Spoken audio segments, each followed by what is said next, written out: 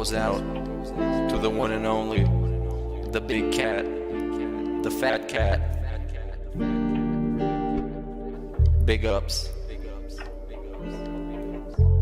I first saw you in Burger King. You took 2 seats, cause that ass is way too big.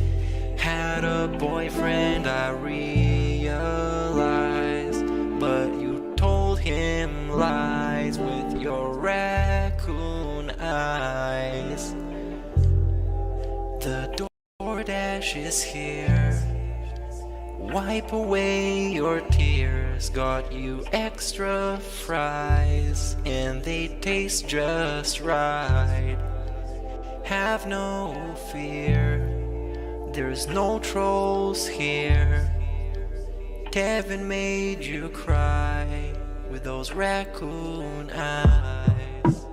Raccoon eyes. Raccoon eyes. Kevin made you cry with those raccoon eyes.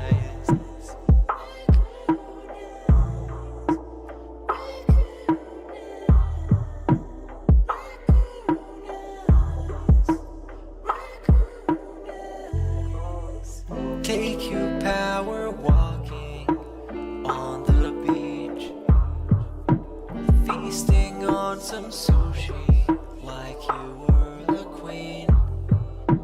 Let me run some errands while you sleep.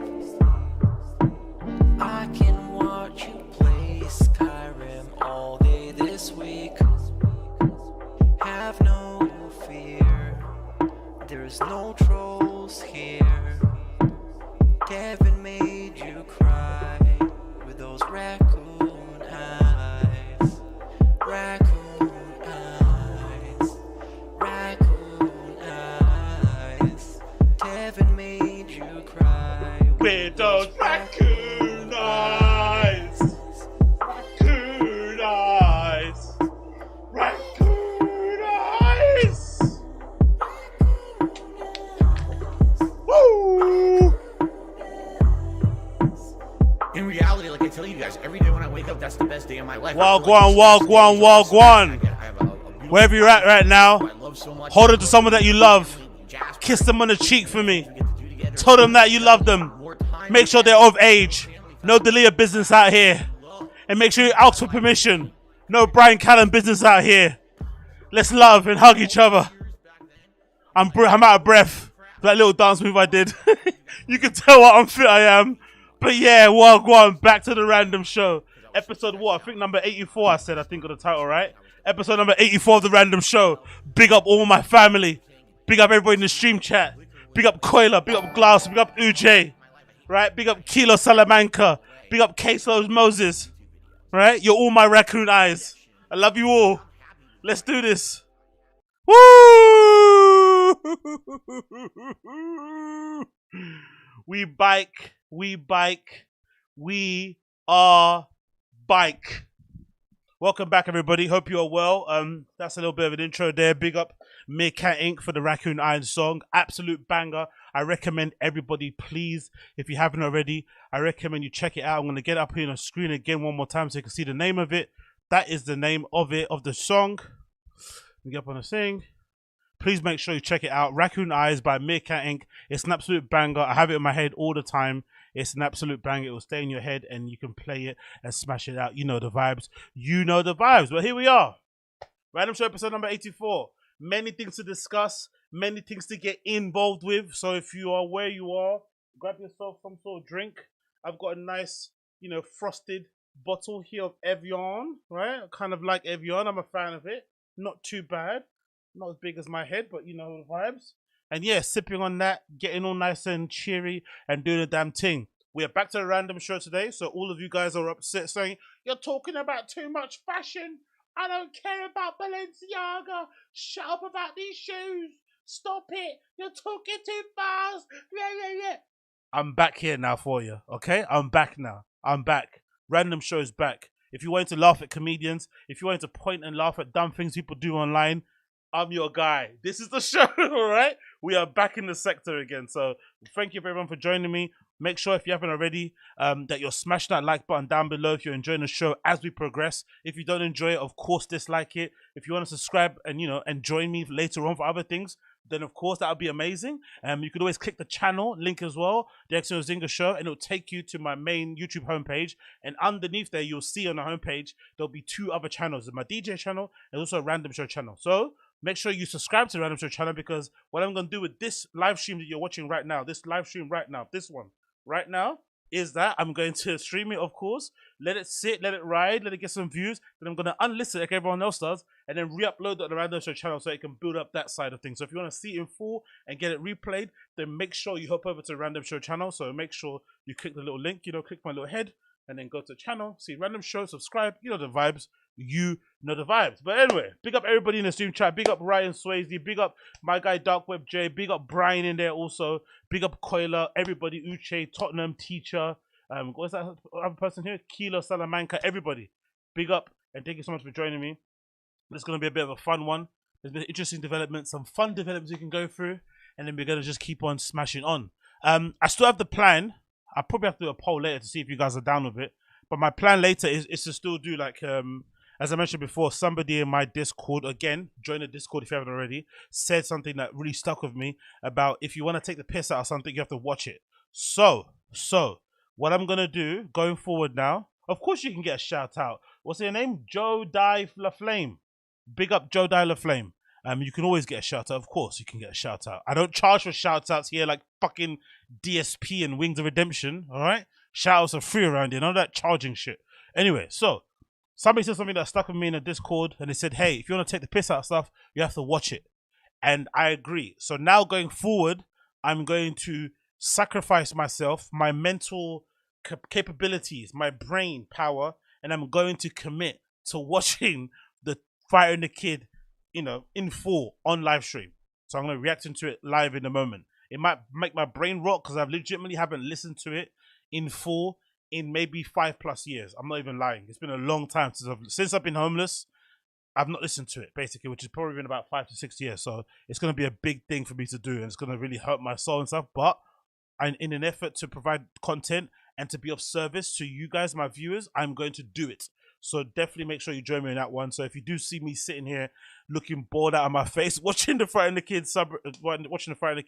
in full, it's not a surprise. It's not like a it's not like a random thing. It's something I'm going to continue doing just so that I can kind of come from it from the most honest point of view possible, and I'm not just taking the clips and the narrative that's being set on the flipping Fighter and the Kid subreddit, even though they're quite accurate. I don't want to just go by what they're going to say. I want to try and interpret it in my own way. You know what I mean? Yeah. That's the vibe. Anyway. Enough of all that disclaimer. Let's get in with the show. We're already waffling mad, and someone's already, cussed at me already in the comments. Oh, you talk too much. Let the clips play. I'm like, brother, like, who watches live streams? And then, because usually when I watch live streams, I usually have got an idea on the clip that someone's watching or something they're going to talk about. I maybe know of it. I maybe haven't checked it out. I can't be bothered. But when someone talks about it, I'm like, okay, I'll listen to it if someone else is commenting along the way. But some people, I guess, they don't see clips and they don't see things online. So they only see it when you upload the clip. So then when they see my face pop up, they're like, oh, for fuck's sake, it's some guy talking. Do you know what I mean? So they get annoyed.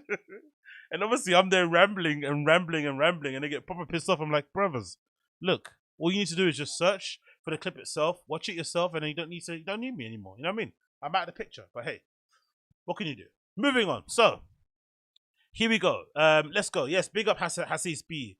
Big up Hassie B, actually. Hassie B.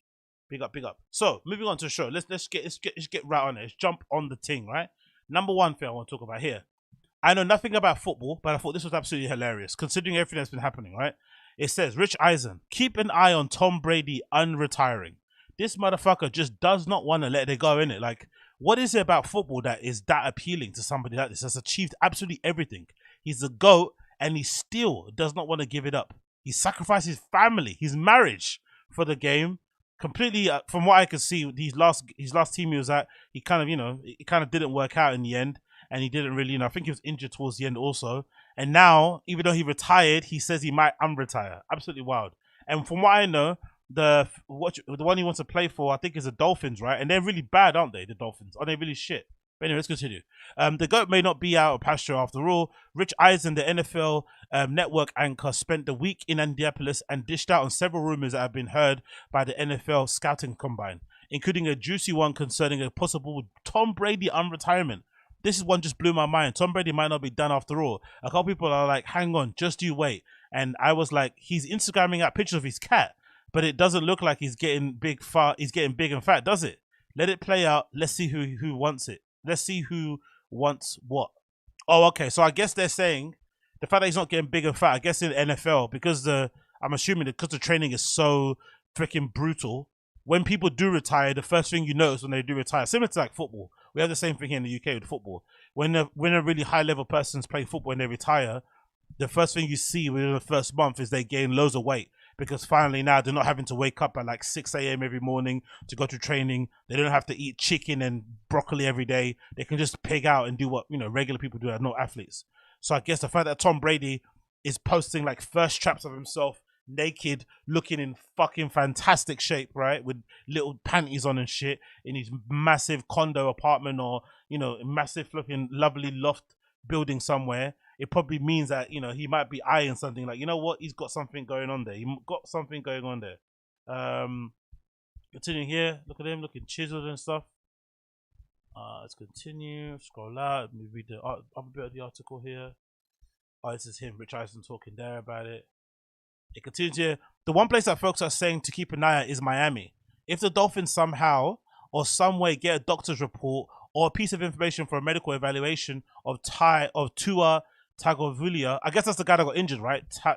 Tua. I saw something online about him getting injured. That he may not be ready to go, and suddenly there's Tom Brady sitting in Florida where his family's located and where he can easily locate himself. Oh, keep an eye on that. I was told by a couple birdies at the combine. While the Buccaneers won the NFC on the South and made a playoff, Brady had his first losing year as a starter of the season, and the team got bounced by the Cowboys in a 31-14 drubbing in the wild card round of the playoffs. Hey, he looks fucking good. He looks in good nick though, doesn't he? 2022, like, I mean, that's a 40-year-old plus man, but he keeps himself in good fucking nick. That's what happens when you kiss your son on the lips. You know what I mean, you absorb all his flipping young, you know, young juices. Let's continue here. Brady retired in a video on the set on the beach. Thereafter, he also retired last off season before changing his mind and embarking on the first season of the Bucs. The Dolphins have gone after Brady before and got dinged by the NFL by tampering investigation of troubles. This part journalist and Adam Schefter reported that Dolphins no longer had interest in pushing Brady. So, what's going on there, man? Like, what is it about that sport of NFL or football in general that hooks guys this much, legit? Or is he just one of those freaks? Is he like a freak, like a Tiger Woods and shit, that are just driven by the sport alone and nothing else? And that's all they live for. Everything else comes second. Because Tom Brady legit did the ultimate sacrifice. He sacrificed his family, or maybe his marriage, not his family, but you know what I mean about family. But his marriage for the sport. He was like, you know what? I know I promised you I'll give it one more year and then I'll be a family man. I've changed all that. I'm gonna do something else. You can go do your own thing and do your hot girl summer and go to Brazil and go do the carnival on your own and have your new toy boy. I can think because she's dating some jiu-jitsu guy. You can do your life, but I want to play football. Even though, you know, it's unlikely that he'll probably reach another Super Bowl final. You would imagine, given his age and whatnot, especially given the team he's gonna play for. But imagine if he takes the fucking Miami Dolphins to the Super Bowl. Imagine that. Woo-hoo-hoo. Imagine, and he wins it. That would be absolutely that was what you'll cement you. But I guess that's what you want if you're a sportsman, isn't it? Of his kind of level. You're seeking for what's that thing called? Immortality. And if you can go to a pretty underperforming, crappy team like the Dolphins, like I'm led to believe, again, I don't know much about NFL, but I always know people always ripping on the Dolphins. If you can do that at the Dolphins, that's going to be a major W in his book, and that will cement his legacy forever and ever. Do you know what I mean? This guy, he's what, ripe old age? What is he, like 41, 44 or something? It's kind of crazy. But yeah, I just saw that and I was like, Jesus, man, this guy's really about the game, innit? And nothing else. Nothing else. He's going to retire. He's retired and he's going to unretire once more just to set the record straight and kind of go out on the high. And even then, he might not retire. He might just keep going until it's kind of like physically not possible for him to keep going. That might be also a thing. You never know. Well, it's just not surprised nowadays also, innit? With medical advances and whatnot. It's just not surprised that guys nowadays are probably able to kind of what's that word called? They're able to play for so long in their career as their years progress. Maybe when it was, in years gone by, advances weren't where they needed to be. People didn't know much about health and nutrition and whatnot. Maybe the information wasn't there. So, when you did hit 30, you legitimately felt like your body was crumbling. But nowadays, people hit 30 and it's like nothing happened. You know what I mean? Hit 40, and if you keep yourself clean and you keep, you stay off the juice. Not stay off the juice, but you stay off the booze and the alcohol for the most part, and you live a somewhat balanced lifestyle, you can play into your very, very, very own edge. Anyway, moving on. Talking about this topic, I want to quickly mention this, right? So there's this thing I saw on the Daily Mail, and then I saw someone talk about no jumper. So this is the article. So on Daily Mail, I saw this article. It says, now Oregon considers a monthly $1,000 no strings attached payments for homeless residents as other Democratic cities and states hand out cash as part of a universal base income pilot scheme that would cost US $33 trillion if every city would follow suit. The bill would give cash to homeless or low-income residents until January 2026, and it would cost $14.6 million a month based on current homeless figures. Other Democratic cities across the United States have also tried a similar program. Now, this isn't such a big deal to me, because in the UK we've always had some sort of benefits in that regard. Now it's called universal credit. So if you're out of work, you can basically claim, I think it's basically up to £1,000.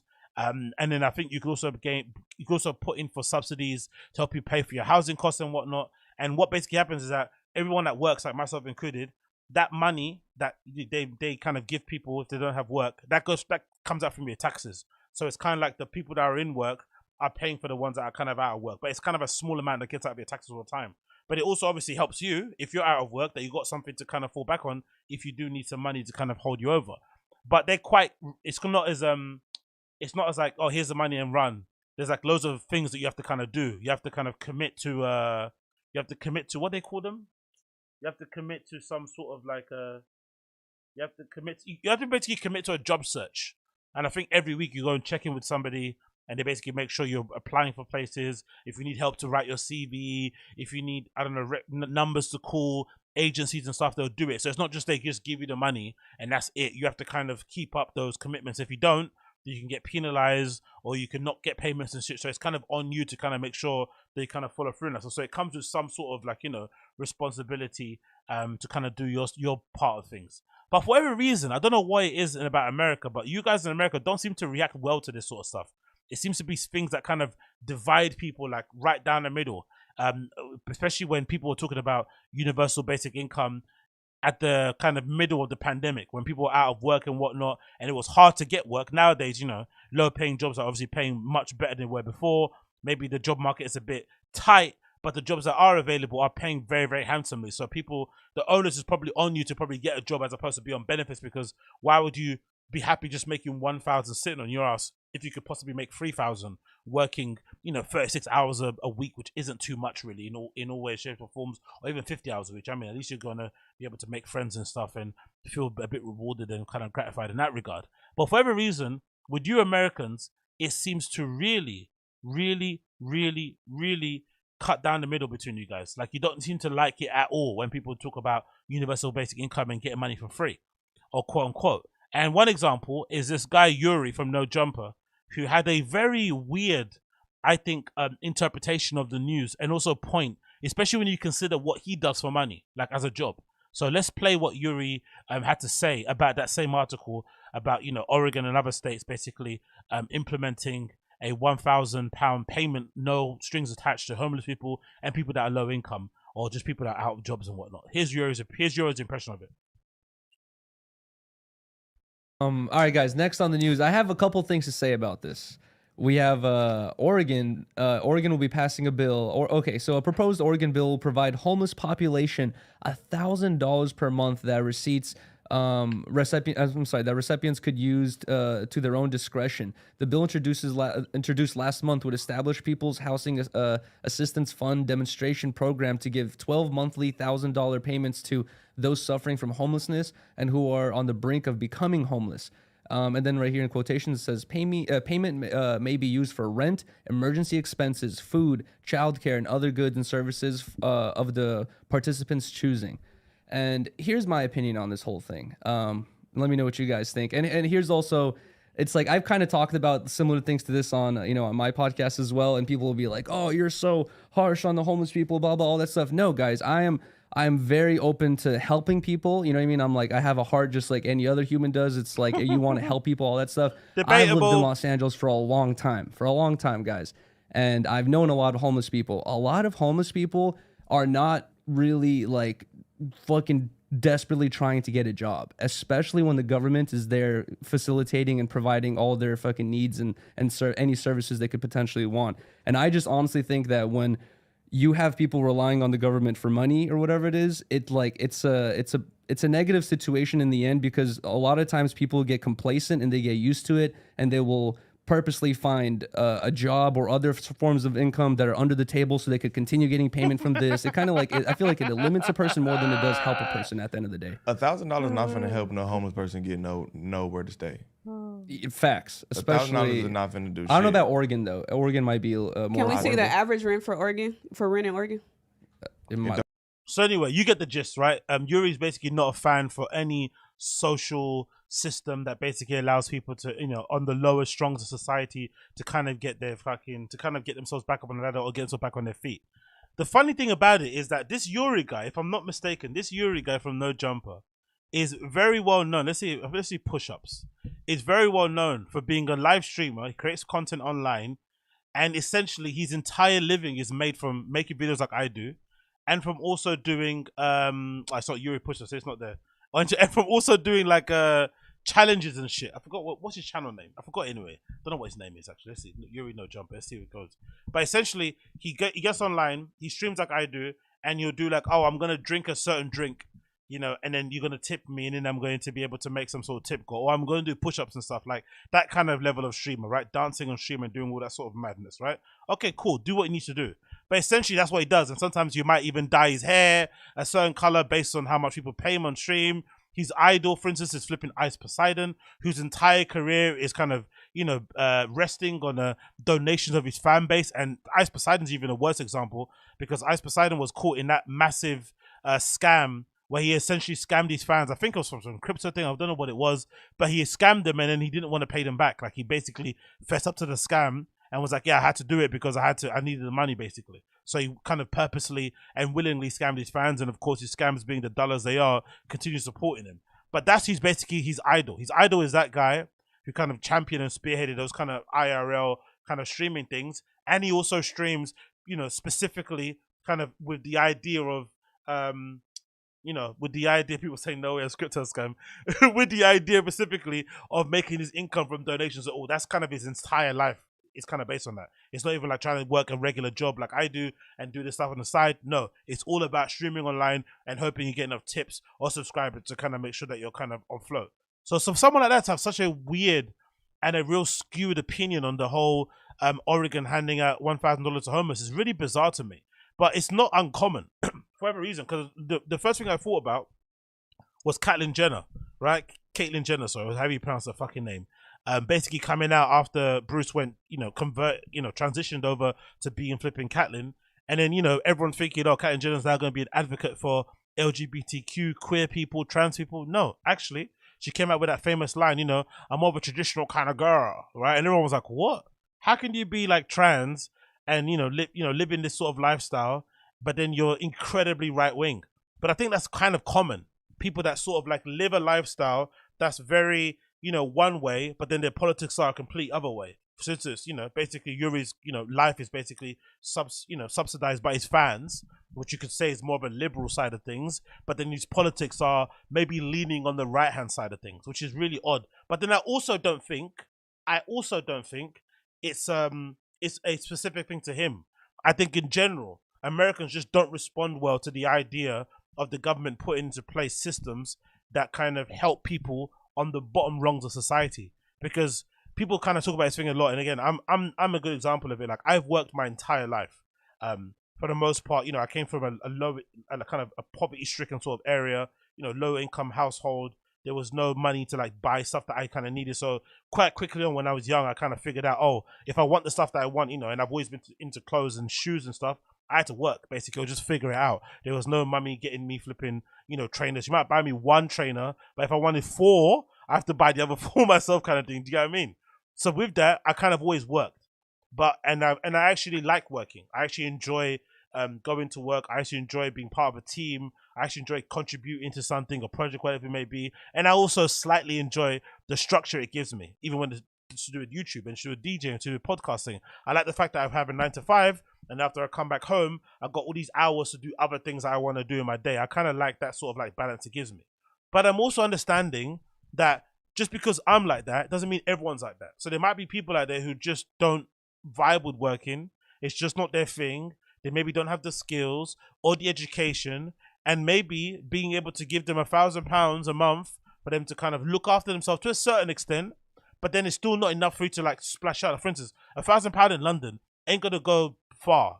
Even £900 doesn't matter. Even if you get subsidized government housing, even if your rent is like 300 quid, you're still not left with that much to kind of account for your bills, to kind of account for your hobbies and whatnot. It's still not a lot. So that £1,000, I feel like, is good enough to cover your bare necessities, but it still gives you room to kind of go out there and get more work. The issue I have with these schemes, mostly, in my opinion, the issue I have is that what they do, especially in the United Kingdom, do the same thing. With universal basic income, I'm pretty sure you get like so imagine if you get the highest grade, imagine you get the highest allowance. Let's say you get like £1,000 a month. In the UK, what they do is that if you then go get a part-time job, whatever you get from that part-time job, they will minus that off of what you receive from the government. So then basically it kind of negates getting a part-time job, which is why people do the whole thing. That's people saying now in the chat, people just get the benefits and don't want to work because it's cheaper, it's more beneficial financially to not work. Yeah, because the government kind of docks you if you get a job, especially if it's part-time.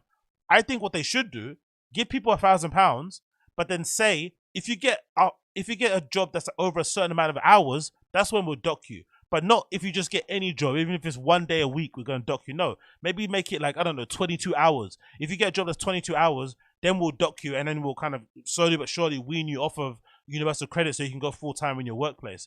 But I think people that don't have the capabilities or the need or the want to kind of work full-time, if they don't want to work full-time, I think they should be given that £1,000. But that £1,000 doesn't mean you're rich. You still have to, maybe if you want to go on holiday and stuff, you might have to make the extra 500 working part-time. But then I don't think they should take out the 500 from your 1,000 so that then you're basically left with 1,000 again like you started, because you're back in the same loop. That's the issue I have with it when it comes to this sort of stuff.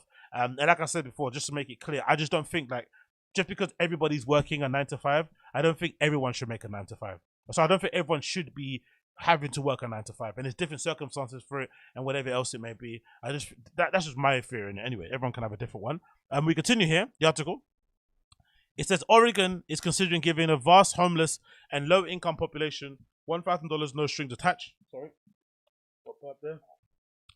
The bill was proposed last month by woke Senator. Oh, look at the Daily Mail inserting their politics here. By woke Senator Winsley, or whatever. How you said that? Wellsive Campos, who was among those calling to abolish the police. Okay, I don't agree with abolishing the police. That's absolutely insane. In the summer of 2020, when the city of Portland was being sieged by protesters and Republican Khan Pam. Oregon maybe is not the best example in it because they're a bit freaky over there. I don't agree with abolishing the police. That's an insane thing to be pushing. The bill is not the first of its kind. Similar experiments have been carried out in other democratic cities like Chicago, Tacoma, Gainesville, and despite their gargantuan price tag, the Oregon payments would last until January 2026. So again, this isn't forever. It's just a temporary thing and cost the city at least $14.6 million a month based on current homeless figures. In reality, the cost would be even higher. The bill also proposes that any household spending more than 50% of monthly income on the rent should be eligible also. Shit, a lot of people are going to get it, innit? Goddamn. Homeless tenants inside of Portland. Of course, that's not great. And it says, yeah, according to the legislation put forward last month, payments may be used for rent and emergency expenses and food and childcare and other goods and services and participant choosing. The bill is currently being debated in the Oregon Senate Committee. The bill would also require study on those who receive the payments, breaking out in more to certain demographics such as race, veteran status, and the risk of domestic violence. A special program was implemented with Vancouver, BC in Canada 2018, with homeless participation receiving $7,500 in each. Stockton, California, where employment figures among the others rose. So What do you guys think about this? Personally, I heard what's his face? I heard Yuri saying that his main issue was that homeless people, some of them just don't want to be helped. They're just gonna take the money and buy drugs. I don't really care about that, to be fair. I don't know what world people live in where they think they're gonna rehabilitate every single homeless person. Some people just want to live like a vagrant. Some people just want to live unhoused. They want to live, you know, whatever. Like that fucking crazy lifestyle of being homeless is not easy. It's not a walk in the park, for instance. So if some people choose to do that with their right mind, let them do it. I'm sure a lot of those people suffer from mental health issues and whatnot. I'm sure, you know, drug abuse and abuse in general is definitely rampant. But there are some people who just decide to just tap out. They'd rather not just, you know, live a quote unquote normal life and they just want to live, you know, however they live outside. So I think if the government decide, hey, we don't want to leave these guys behind and give them some ability to kind of partake in society and buy things and stuff, I don't think that's a bad thing, personally, in my opinion. I don't see that's a bad thing. If anything, what they should do is be cleaning up places, maybe giving them areas where homeless people can kind of reside, all intents and purposes. But this idea that you're going to rehabilitate every single homeless person, you're going to get them a house, you're going to get them a car and shit, is absolutely insane. They're going to suddenly have a family and have a dog and whatnot. That's wild. Some people just don't want that lifestyle. And they've chosen it for themselves. I don't think there's any amount of government help that's going to get them off the streets, personally, in my opinion. So if that's the case, what do? Do you just leave them on the streets? Do you go around, like Rogan said, and shoot them all? Like, what do? Like, they're still citizens. Do you know what I mean? They're still our fellow citizens as well. Like, I think that there should be some level of help there. And if they want to flip and go and spend it all on gear and drugs and stuff, let them in it. I don't know. That's me. Let them. That's my opinion. I guess it's different if you live in an area, because I know my area, we had an issue in my area for a bit where out of nowhere, a whole group of homeless people just set up camp outside the shopping mall that we live in, or next to where I live, and the whole area just started to stink like piss and vomit, and just homeless people stink, right? And it just kind of attracted a whole different vibe to the shopping mall. It kind of made it really sketchy for people because it just turned intense really quickly, because the whole community kind of descended there, and I'm sure they started calling other people and telling them to come down, because it was a nice little area. It was kind of like under a bridge, so it kind of was protected from the elements. It was also next to a station, so it was kind of, you know, safe in terms of, you know, avoiding people maybe getting robbed and whatnot. So it was kind of a nice area, so I get that. And obviously that was obviously a big concern for people that lived around there, myself included. But then over time, the police kind of did what they need to do and kind of moved those guys across, or moved those guys away from that area. But I'm sure they just set up camp somewhere else. It's not like they got housed anywhere. But also, I don't think if they don't want to be housed, they should be forced to be housed. Do you know what I mean? That's why I kind of stand on it. I don't know if you guys agree. I'm not too sure. People are saying in the chat, what are you guys saying in the chat? Because I think maybe I'm waffling on this one and I'm probably out of my depth. What are you guys saying here? Let's see here. Exception, the rule, force. They send out homeless a bat signal. People that want to be homeless are a minority. People have got many problems like all of us. Exactly. I agree with that. Fly Society. Mr. West says, for these churches, for nobody uses them. Yeah, exactly. That's a good idea. Exactly, Mr. West. Let's reuse some of these buildings, like these churches, these office blocks and stuff, and house homeless people. Especially buildings that are like in between getting handed over. I know obviously they wouldn't accept it, but if there's a building that's being in the process of being sold and it's empty for a long time, that in-between period, you should be definitely handing that building off to like a homeless shelter or homeless organization to get people to be housed there like temporarily. That definitely should be happening in my opinion. But again, what do I know? Severa Design says, King it or sting it be. Pissing. Okay, cool. Charles Lucas says, I think the bigger picture is to reduce or educate homeless. You need more support structures to keep them off the street rather than to get them cash fix. Yeah, for sure. But I think you could do, hey, Modest Grower, thank you for the $20. What beer you getting and what's ket? Enjoy. Yes, Modest Grower, I appreciate you. Thank you for the $20 Canadian dollar super chat. What beer I'm getting? I'm a bit of a basic bitch, to be fair. I normally just drink Kronenberg, but at the moment I'm also into this drink. I'm going to quickly show you. I'm not sure if you got it over there. I'm into this one. Let me see. I'll show you. Guinness Black. Is it Guinness Black Lager? Is that the one? For instance, all the Caribbean guys and African dudes in my area drink it because I go to this barber that's like a Ghanaian guy. And, you know, for the last couple of years, I've been drinking it now. Like, kind of, you know, those guys are really good influencers. They sold it, man. They made it look amazing. Is it? I think it's like Black Gold. Let me see. Hey, another super chat. £1.99. Thank you, man. JST put a vid out. Can you watch and tell me what you think? JST. Who's JST? JST. Who's JST, the clipper? Thank you for the $1.99, my friend. Who's JST? Of course I'll watch it. Who's JST? Let me know who JST is and I'll get it up. Where can I see it here? Oh, I don't know which one it is. Okay, it's not here anyway, but anyway, what's your name? The guy's name here. What did he say? Modest grower. So I usually like to drink something along this kind of line. It's not this exactly. Oh, that's it. I think it's a stout. I think it's a stout. Is it a stout? Is it the stout? Yeah, that's the one I drink. I think it's that one. I think this is the one. Yeah, this is the one. Yes, this is the one. I've got it. Cool. So this is what I drink usually. The grower. I drink this. It's called yeah. See, Guinness Nigerian Foreign. This thing. Ooh, it's good, bro. And the cat, I just get what I can get. To be fair, I just call up my guy. Allegedly someone that may match in my description. I call them and I get what I need to get. I just put okay.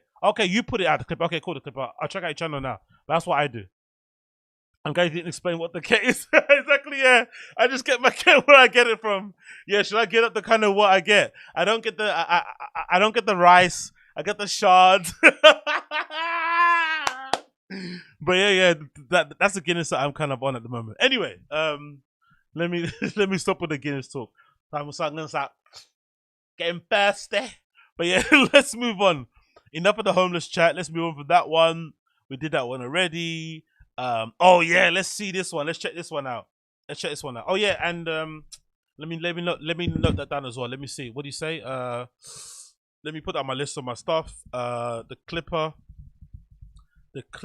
YouTube channel, and JST, right? And I think that who's by the way, who's JST? Oh, Jess on Fire. Okay, look for Jess on Fire in this.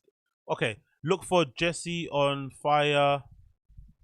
Caught in Sting. Okay, cool. Boom. Got it on my list. Back to the show. So, talking about working, talking about getting $1,000 for free and whatnot. Mate, working low level service jobs is hell. I've done it myself. Like, I've worked in all stages, from bars to pubs to retail stores and stuff, and it was awful. At the time, I had fun, don't get me wrong. I think you meet some of the best people that you ever meet when you work those kinds of jobs, especially if you work them young. I think, I still got some lifelong friends that I've known from that period of time when I was working in stores and stuff and bars and clubs and whatnot. And I'm still friends with them to this day. And obviously it's good education. It's like going to college. If you don't go to college, you don't go to university, a good thing to do is just to get a job, especially if you're super young, especially if you drop out of high school or something and you're 15 or 16. Just get a full-time job and it'll probably give you way more education, life experience than any university will. And obviously you start earning money super early, which is great. Imagine you, because I remember working with people who were like 21 and they were managers of stores because they started working when they were like 17. You know what I mean? It happens quite quickly. But on the other side of things, you sometimes meet absolute nightmare customers, like absolute monsters, and it also makes you lose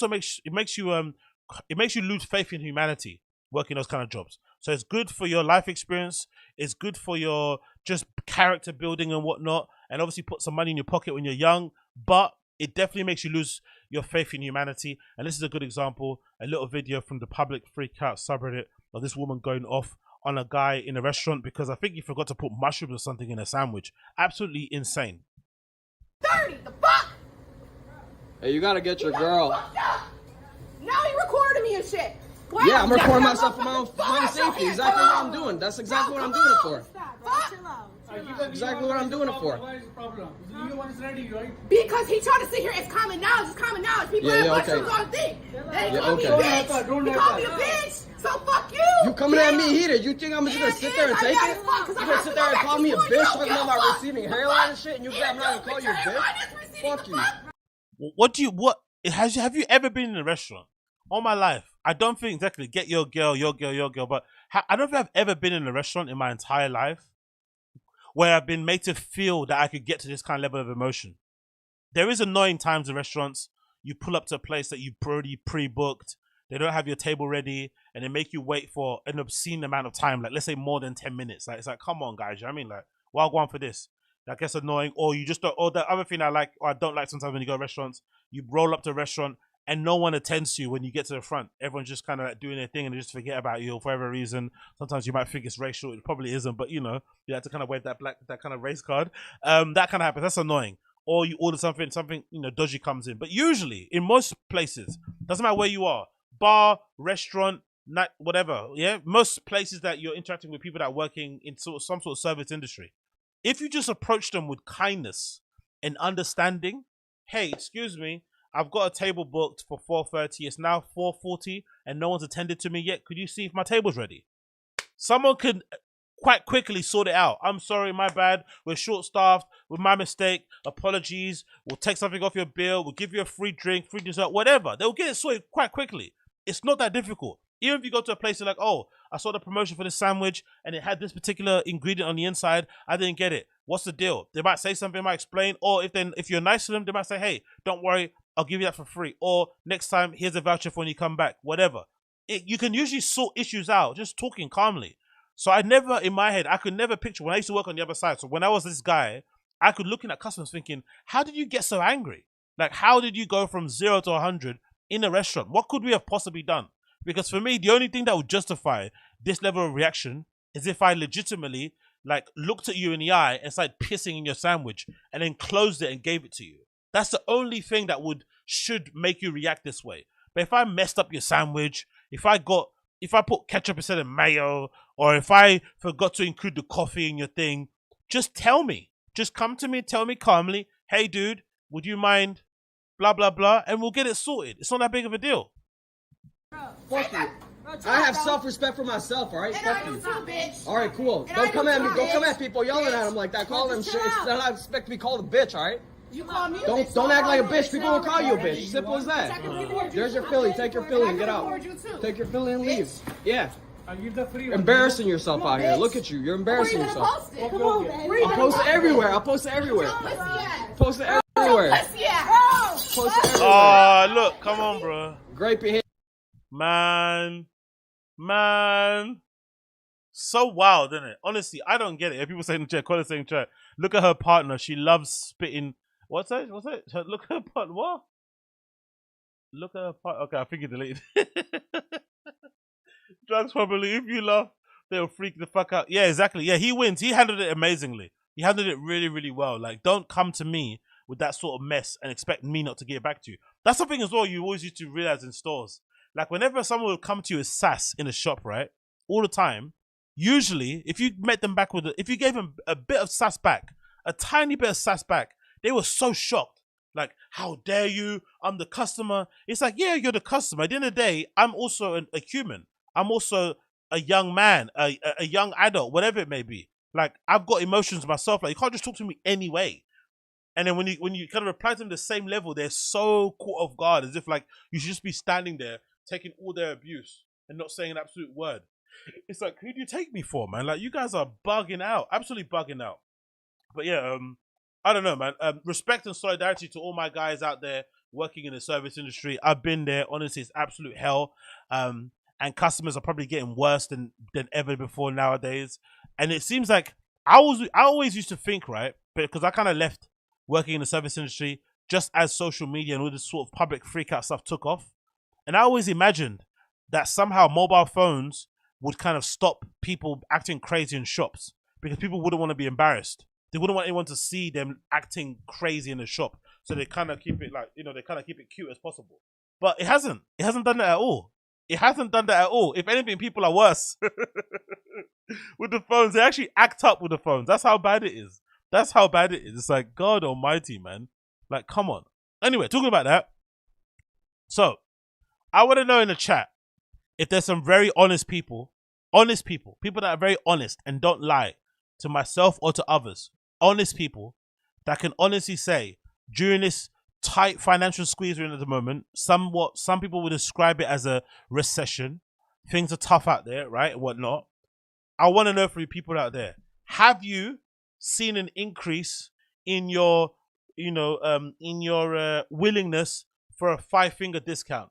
To conveniently forget to scan something at a self-checkout, maybe have a bite or something as you're walking around a supermarket, maybe just walk out with something, barefaced. Have you noticed an increase in yourself because of what's been going on in the world and in the economy, that now you are more prone to maybe, you know, doing the odd shoplifting or lifting of a shop here and there? Let me know in the chat. Let me know if that's the case. And if not, then enjoy this woman displaying why it's very embarrassing when you shoplift and you get caught, especially if the owner of the store is like this woman and she does not play at all. You can leave this in here if you're going to pay for all this. I have you on camera. Put it down. Sure. Yeah, you're not going to get another card. I can guarantee you, you're not going to get it. Put it down. Let me see if I have your bag for you. Hello. Let me still open your bag. We're open for about another 5 minutes. I'm going to go through your bag, or I'm going to call the police. Let me give me your bag. Are you kidding me right now? Open your bag. I will. Get off of me. If the shop owner of where you're stealing from wears workout shorts and workout leggings with workout Nikes with ankle socks and a hoodie, probably don't steal from there. Because she's ready to scrap, she's ready to run, she's ready to wrestle, she's ready to box, everything. She's ready to go. That lady can swing a mean fucking pair of ropes. Do you know what I mean? Like, she can do some mean flipping goblet squats. You know what I mean? She doesn't fuck around. So that's why you shouldn't be doing that sort of stuff. Open your bag. If you see an overweight, fat African dude, then probably you can steal. I'm opening it. If you'll get off of me, please. This is all ours. Take it off. Get off of me, please. Take it off. Get off of me, please. Take it off. You can't just steal. Bye. Get out. Go. Get out. Not all yours. Those are ours. Are you kidding me? Oh, sorry. Bye. Grab those. What the hell's wrong with you? What the hell is wrong with you, man? Oh, that's so embarrassing. What the hell is wrong with you? That's how you actually shame somebody from not stealing anymore. You confront them, you tell them there's no way they're leaving your store until they take everything out they've taken from your store. If not, you're going to call the police. And secondly, in that kind of like silence, in that awkward moment where you're both just standing there and the stuff's on the floor, you're like, what's wrong with you? Why would you do this? This is awful. Do you have any respect? You're embarrassing yourself. You know what I mean? Those kind of things you throw out, someone's going to feel so small and so shameful. I'm doing my job. They're stealing from us. He's going to grab my other card. You're being She's stealing from us. Okay, cool. I initially thought this was like a big chain or something. But if it's an independent store, then I understand this woman's looking after a shop. But I legitimately don't think I've ever loved a job enough to wrestle a customer to not to steal something. And if I worked in a place where they said, oh, part of your KPIs is how many people you can fucking tackle at the front of the shop before they leave with stolen goods, I'm not working there anymore. Do you know what I mean? You're not using my inherent blackness and my big physical frame to kind of intimidate people. Do you know what I mean? I'm not a fucking security guard. I'm just here stacking shelves. Do you know what I mean? I'm just here replenishing the milks and shit. You're not getting me to fucking wrestle somebody and risk banging my head on the floor and bleeding out there from a flipping aneurysm or something. No, I'm not having that at all. Zero. I am? Yeah, that's it. You're going to walk out with all this crap. You're just going to go get another card that you don't Dude, have. I was literally right That's out hard. front. I Get was out. just looking. Bye. You are so... You cannot insult people like that. Trashy ass boots out of here. Oh, get your trashy ass boots out of here. Look, that woman does not play. But again, to be fair though, like I said before, I think some people have said it before. I've noticed myself, my tendency to do the old 5-finger discount has definitely increased way more than it did beforehand. Like, I'm much more willing to, like, you know, when I go to a self-checkout and then if I'm scanning stuff and my total shopping basket goes to like £22, I'd much rather, whatever is 22, you know, that gets you, I mean, that kind of vibe. Just to kind of round up the numbers. But in terms of leaving with, like, people are legitimately, I think someone mentioned it, I think maybe Coyle, someone mentioned it in the chat. I've seen people in my local Tesco's legitimately go into the beer section and just grabbing the crates, like not the crates, but the little, you know, little cardboard boxes with the bottled beers. Usually they're kind of done in a nice little design, especially the, what's that sugary one? I don't know, you know what I mean, right? But they usually put them in a nice little box. I've seen people go in, put their hands in the flipping fridge, slide them out, put them in the bag, and just walk out. Like, legit.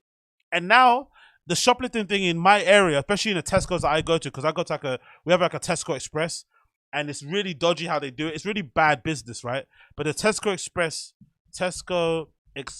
self-checkout is really ripe for flipping shoplifting, or just people just being cheeky overall. And I've seen it so many times because we've got a lot of homeless people in my area, and I live in a bit of a rough part of town, let's say.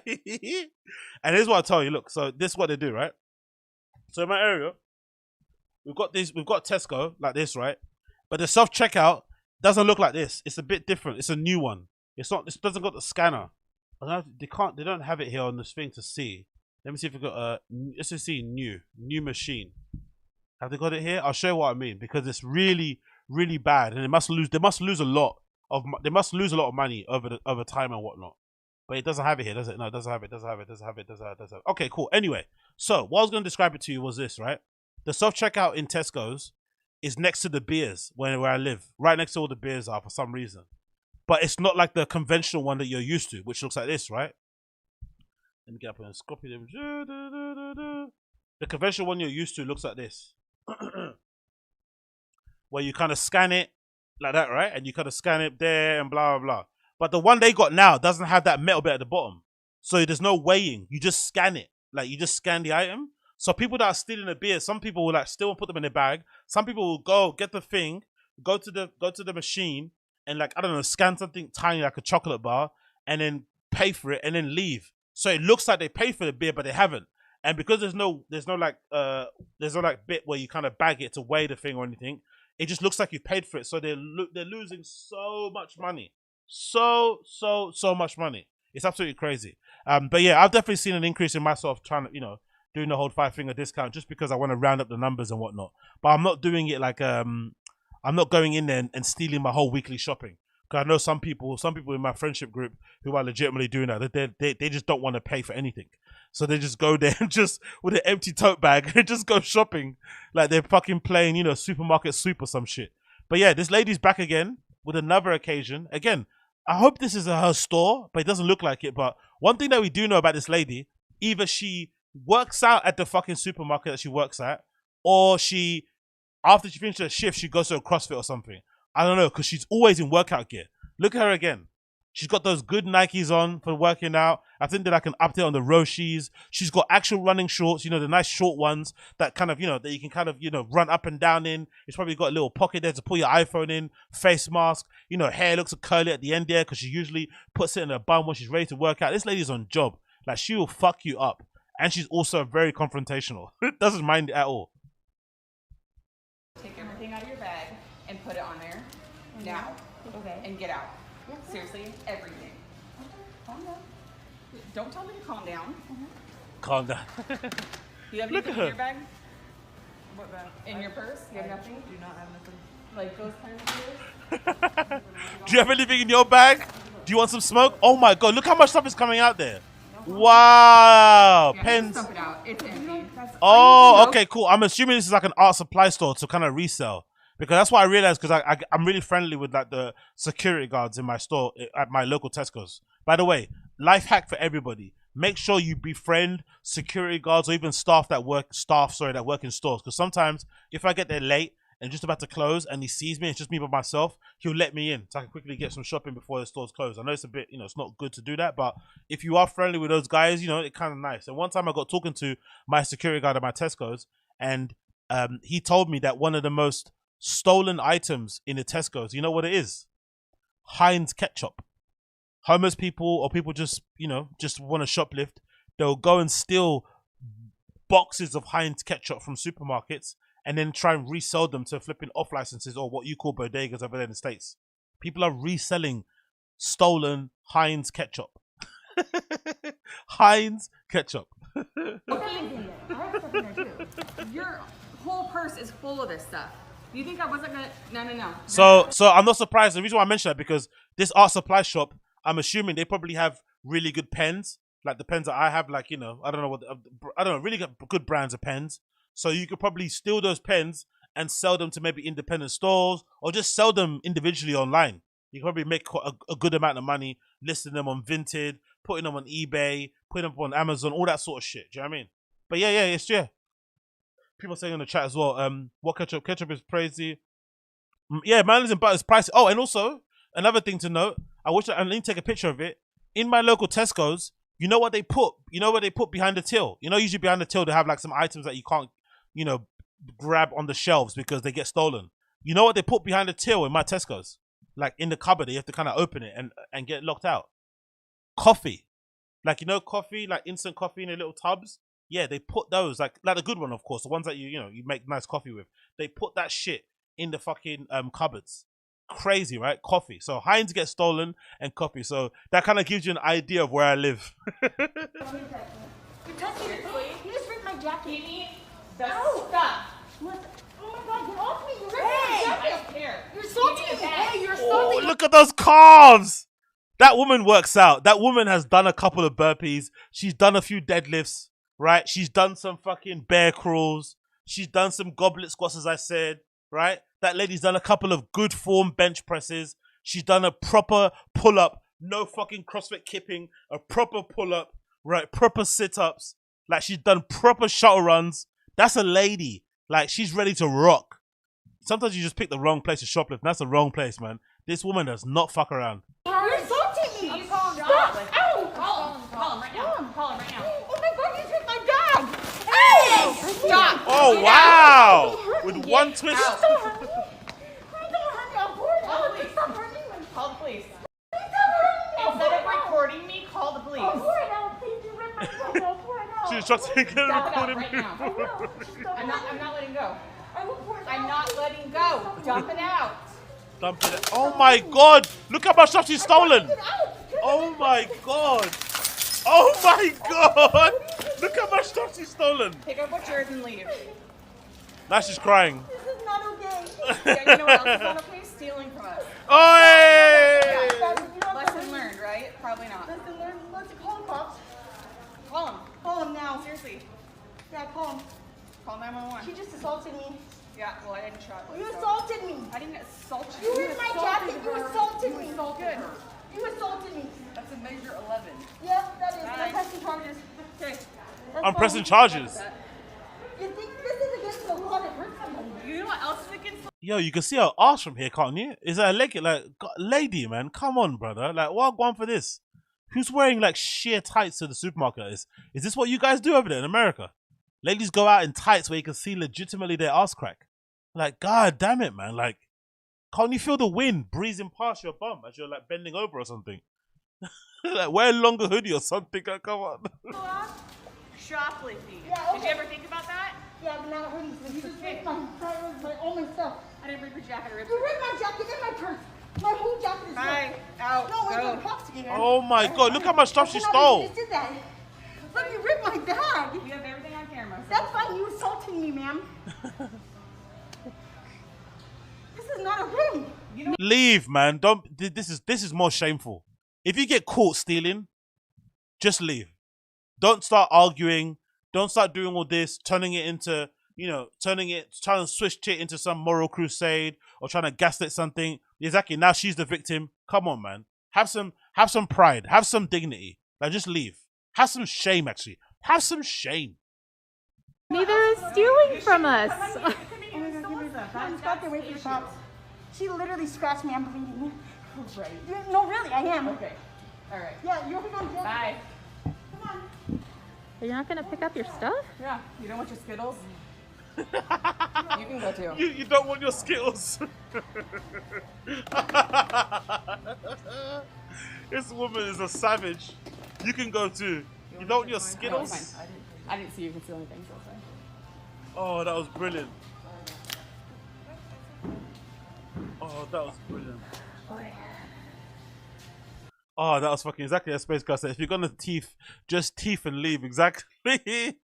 She's trying to be the victim and switch it around like, no. Ma'am, you assaulted me. You assaulted me and you broke my back. You assaulted me.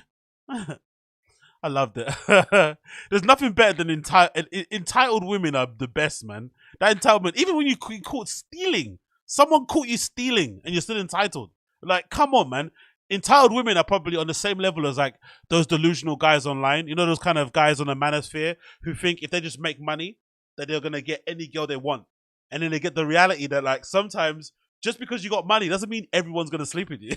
You know, they have this idea in their head that because they've got money, that every woman that's available in the world, especially like, you know, Victoria's Secrets type of models and stuff, are gonna be just like laying down beside their feet. It's like, now, brother, if you don't have the minerals, you have the minerals. It doesn't matter how much money you have, but I think they're the same level. Entitled women, guys who think they have Ferraris, they can pick up anybody. They're on the same level of flipping delusion. Absolutely great. I love it. I love it. Love it. Love it. Love it. So, moving on. Have you seen this quickly? This story is quite nice and wholesome. Remember this lady?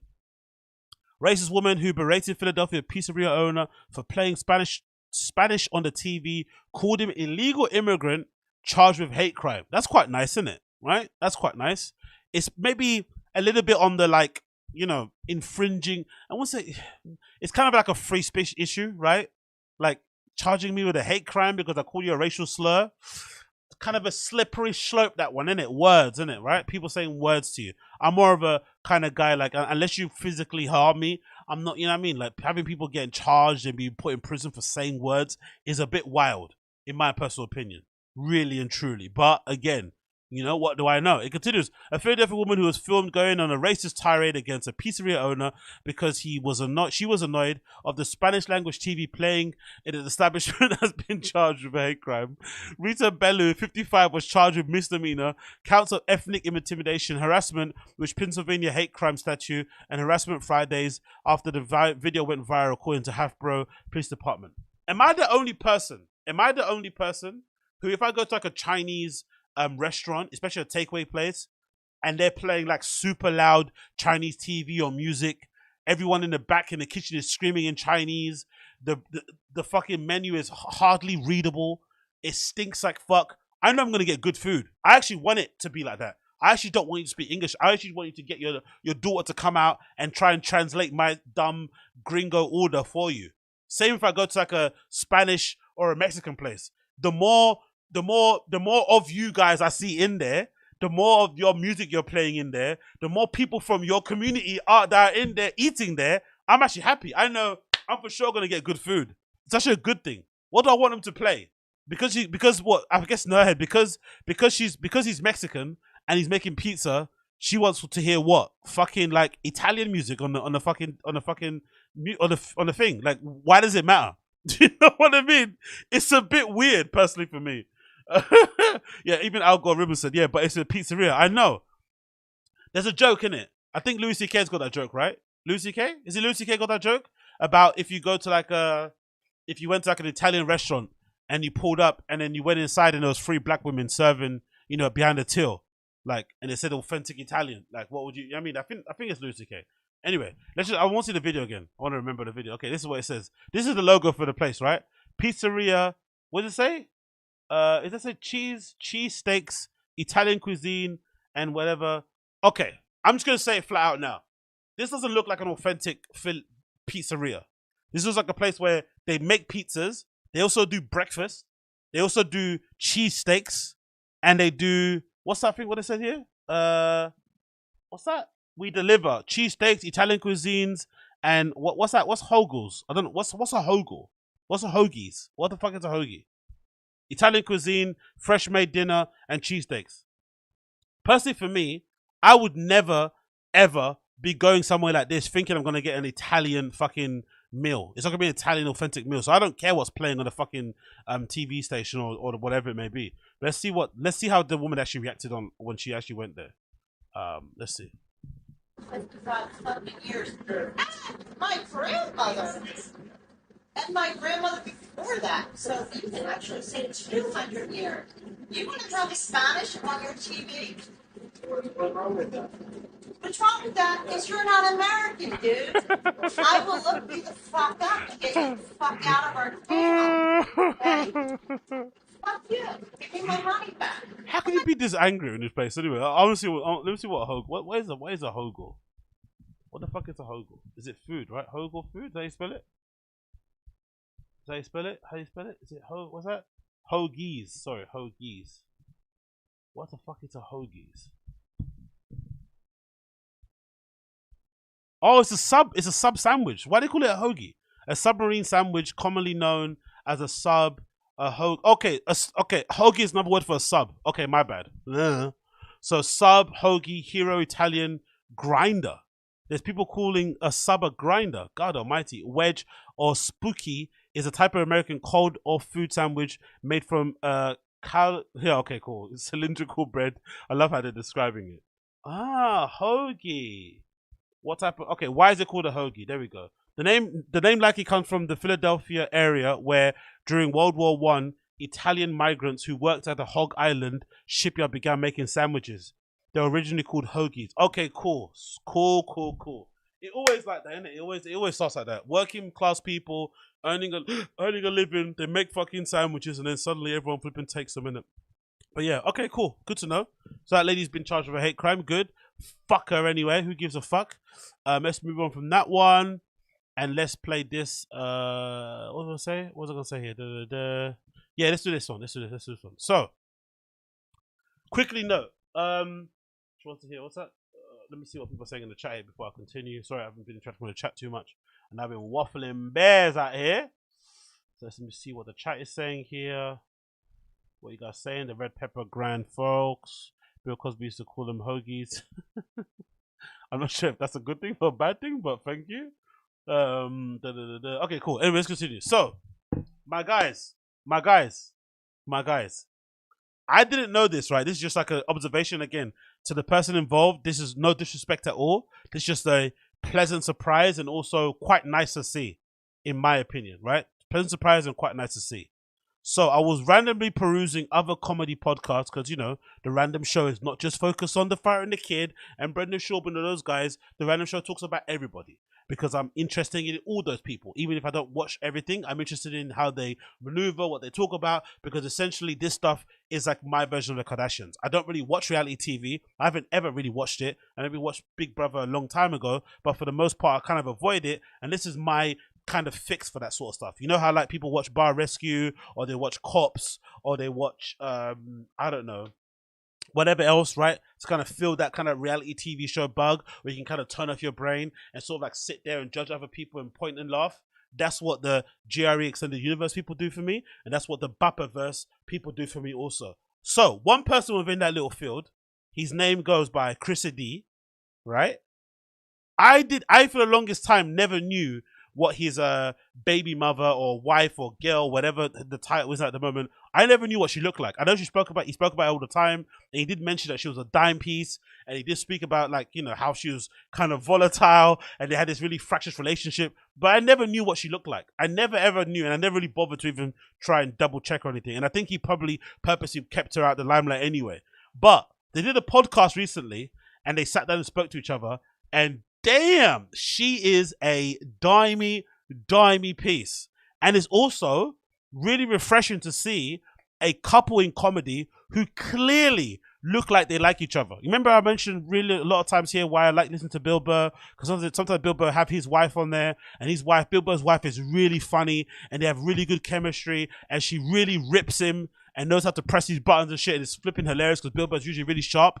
And it's a nice refresh from hearing guys like Brendan, Brian Callen, even sometimes Joe Rogan and stuff, talk about their wives and their significant others like they're burdens. Like they legitimately do anything. Most of those guys love going on tour, you know, and just staying on the road all the time because they don't want to be at home.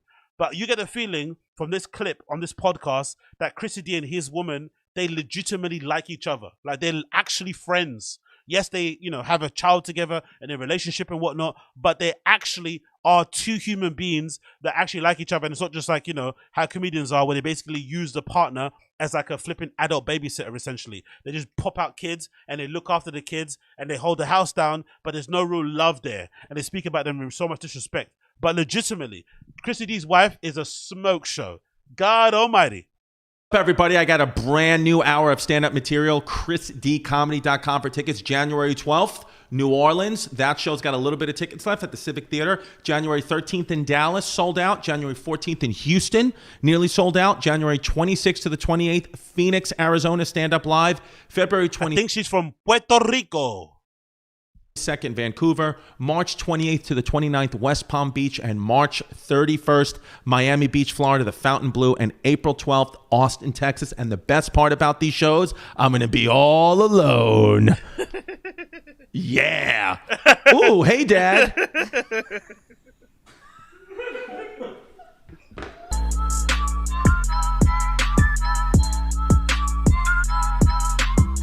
What's up, everybody? And let's also give Chrissy D some credit too. Let's give Chrissy D a credit. Chrissy D is from New York, and he bagged himself a Latina. If you know anything about New York, you know the guys that look like me, the black guys in New York. I don't know why Latinas are so popular there. Maybe because they got a really good selection of them, and they, whatever else it may be, and the intermixing and whatnot, whatever. But for sure, the competition out there to bag these Latinas is really strong. So the fact that Chrissy D, as a white dude, was able to bag this lady, his game is like, his game must be crazy. His game is insane. His game must be insane. So props to Chrissy D for having his fantastic game and holding it down and fucking pushing away all the black guys that try to, holler at his woman. Do you know what I mean? He's there pushing them away. You know what I mean? Like pushing them away, hooking them and shit. You know what I mean? Hooking them like, big up Chrissy D. Welcome to the first Chrissy Chaos of 2023. Yeah. Uche is right, to be fair. To give Chrissy D credit too, Uche is a good looking. Uche. Crystalia. Oh my God, no, not Crystalia. He touches kids. No, Chrissy D is a good looking guy. As guys go, he is definitely good looking. And he doesn't look weird. He doesn't have like a saggy eye. He's lost a lot of weight. I think he's doing keto or he's working out. So I think he's lost a lot of weight. He's looking skinny and shit. But he does, all he does is get a little bit get a little bit chubby when he's happy and he's making money and shit. But he doesn't look strange. He doesn't seem to have like crazy drug addiction. He just seems to be normal. Do you know what I mean? So yeah, he's definitely one of the more handsome ones out there. Hope everyone's New Year was great. Hope everyone had a holiday season. Hope your Kwanzaa was great. Hope your Christmas is great. Hope your Hanukkah was great. Hope whatever Indian people celebrate was great. I love it. And it's just, I'm here. You could tell, Chrissy turtlenecks, all in black, because I feel so good. It's a new year. It's a new me. What I am mourning right now in black is mourning the old Chris, because this is a new 2023 single Chris. She's a dimey. Come on, man. She's a dimey. Well done, Krista. Well done, Chrissy D. Well done. Congratulations. And isn't it nice also to see a podcast where a comedian is talking to a significant other and look at the smile on her face? That's a smile of love. They actually like each other as human beings, not some fakeness. They're not coming on, oh my God. I'm like, the only person who I think is kind of comparable is maybe like a Leanne Kreischer and stuff, right, with Bert. But they legitimately love each other. That's a smile of love. That's a smile of appreciation. Like, thank you, papi. Do you know what I mean? Your silly comedy and your haha, it pays for my body, it pays for my hair. I can get makeup. I can live in this nice house. Like, our kid goes to a nice school. Thank you, papi. You know what I mean? That's appreciation smile, No stress. Look at that skin. Flawless. Because papi goes out on the road and does triple runs and shit and goes and plays at fucking casinos and, restaurants where people are eating chicken fingers, and drinking beer and stuff while he's performing. But it's good because your other half gets to live a good life. That's a dream. Is that my cue? Excuse me? I thought you were mourning my tits. Oh, I didn't see... Yes, I didn't see you there. We thought it'd be funny for the first guest of 2023 to start up at an old favorite, Titi Jerry. I can't stand you. No, it's Michael Jackson. Do I look like Michael Jackson? I hate that you said that. Somebody... Nah, that's fucking rude. But honestly, look at that. Look at the joy. Look at the love and affection that you've seen radiating from these two in only under 2 minutes. This is what I mean, man. Honestly, I feel really bad for stand-up comedians' other halves. Not Crystalia's one, because she's obviously, probably giving him condoms as he's entering the room full of flipping alleged underage girls. Allegedly, I don't really know. But I feel sorry for the other halves of comedians because, number one, they're never there. Number two, they're all like in a state of arrested development. They're all like, 35 plus years olds, but inside they feel like they're 19 or 21. And number three, they want to be anywhere else but home. They legitimately do. A lot of them talk about, I don't do Sundays because I want to stay in my family. Lies. You don't do Sundays because you're scared of the blowback online. People might shame you out of it, but they love to be on the road and not be at home. So it's nice to see a couple for once in comedy who clearly like each other as people, as human beings. That's cool. I like it. Yay for love. Oh my God, I do, right? Somebody said that once to me. Or are you saying that because somebody said that and I told you that? Yeah. Guys. Welcome to Chrissy Do I look Chaos. like Michael Jackson? This, of course, we have Jasmine Cañuelas. Cañuelas. You know her as fucking Jaja Jazzy Spin Tits on social media. Jesus Christ. Jasmine, I wanted you to be the first. I wanted you to be the first guest of a new pod of the new year. How And was your future home. Yes. How was your? Yes, I think that we can make this work in here. No, I like this for you because you're obsessed with this area, and Mhm. I think that you should live here. And I like this for you. I like this. Yeah.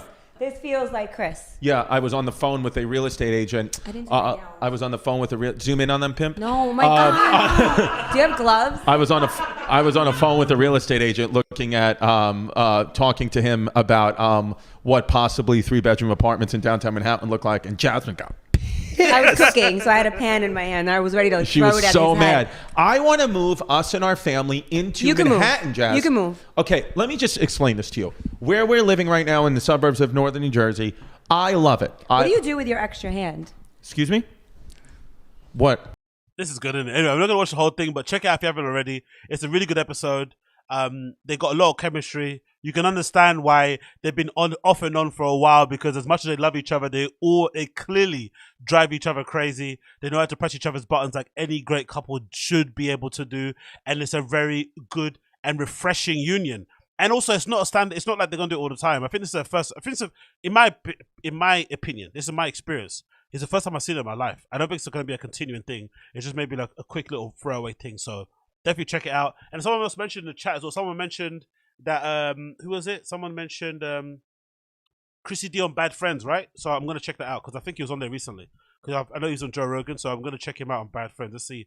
I'm going to note that actually. Chrissy D on Bad Friends. I'll note that down. I'll probably have that ready for next time and see if I can get any clips from it.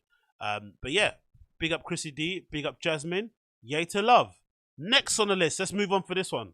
Have you seen this?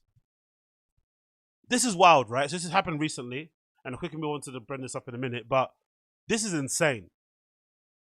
Drake has some weird energy around him when it comes to, like, you know, young girls. And for whatever reason, this lady who's a producer decided to get on No Jumper and, you know, maybe not choose her words correctly and say the following about Drake and how she met him. Because I guess she's a producer, she's made some songs for him, and she works with other people in general. But just her kind of experience with working with Drake and stuff. Just hear what she says. This sounds so suspect.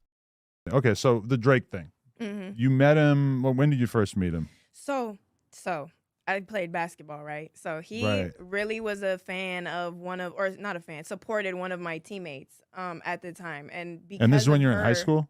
Yeah, in high Okay. school. So he was a fan of women's basketball, high school basketball. I was her teammate, so he followed me because of her. And I was like, oh shit, bitch, you got Drake to follow me? Like, what the hell? Like, that's so crazy. Oh, my so God. he followed me, and I lost it. I'm like, I have to meet Drake. Like, I love Drake. I've always loved Drake, still love Drake. So Yo, Drake is a fan of high school women's basketball. Excuse me? Again, I'm not like, how old are girls who play high school basketball? Like, excuse me? What is this? How tall? Age? What? How? Age. Let's see. It's right here. It's right here. It's right. Age. Cause I don't know what this is. What's the age of it? Is that 15? Excuse me? I'm seeing 11-year-old here. No way is it 11. No way. No. Let's put high school basketball age.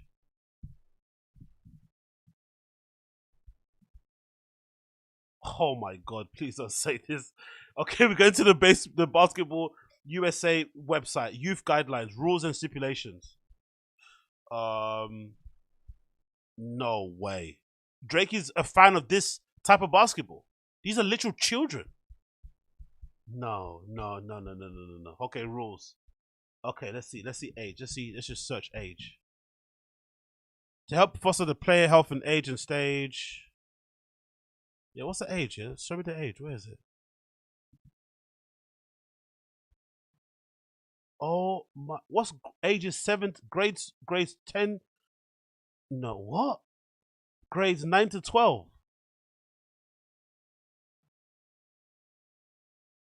Fuck.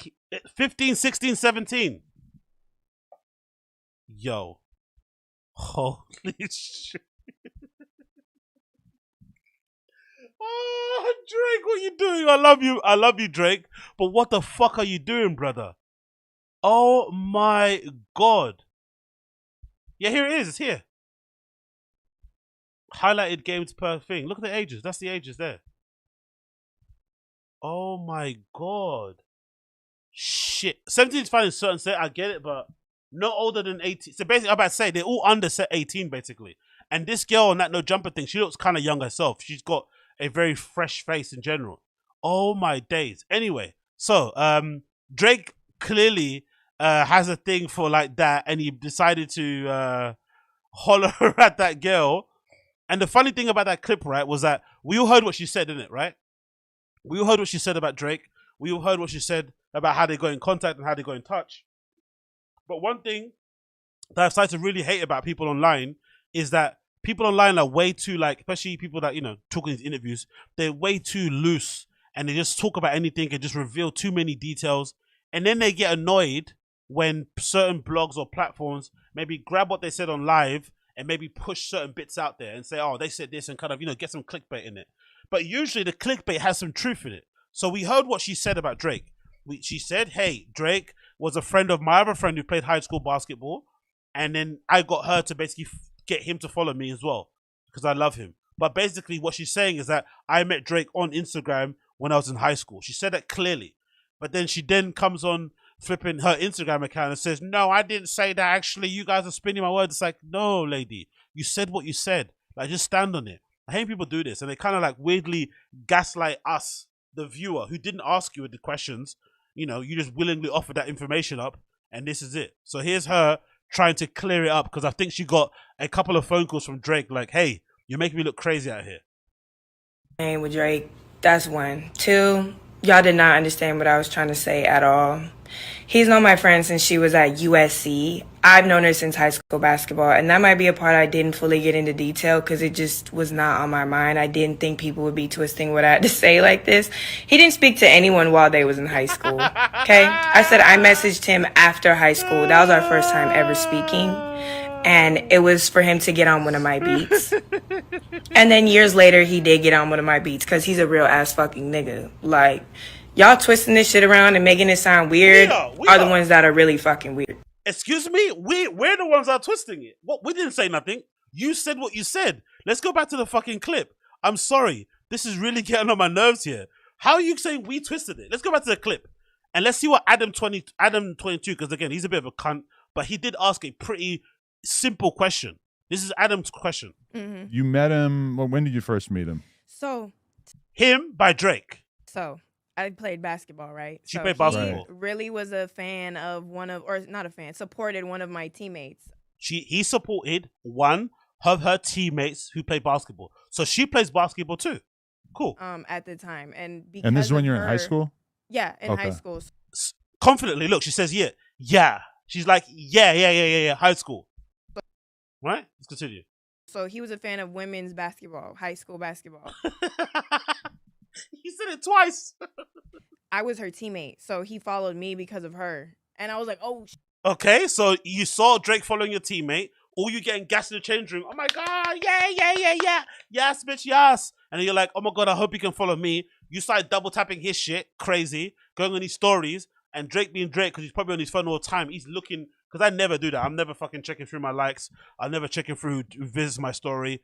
I mean, I'm not a loser. I don't care. No, I just don't care. But I'm sure he does it. So he's probably looking, thinking, "Raw, who's that? Who's that little pink bubblegum haired one?" You know what I mean? And then he presses it and he presses follow. shit, bitch, you got Drake to follow me? Like, what the hell? Like, that's so crazy. Oh, so my God. he followed me, and I lost it. I'm like, I have to meet Drake. Like, There we have it. There we have it. I have to meet Drake. And now we're twisting her words. Absolutely diabolical, these people. Absolutely diabolical. Don't offer up information willingly. Then when people grab it and look at it as weird, you start to get questioned about it. But anyway, let's move on from that one. What I want to say about that issue is that it's interesting, right? Because I was actually wondering once, when I was watching the Chris D'Elia documentaries, and I was just, talking about all the, nasty stuff that he gets up to and whatnot on the stream. One thing that I was thinking to myself was that a lot of what because I remember early on when the allegation about Chris D'Elia came out, I think there are videos you can find of me where I'm kind of defending Chris D'Elia because I didn't have much of the information, the first couple of allegations, because it seemed like in those first couple of allegations that the girls were basically accusing Chris of being like a bad hang, a bad date. Because I think one specific girl said that she came to visit Chris at a comedy club, knowing full well that most likely they're going to do something sexual or whatnot.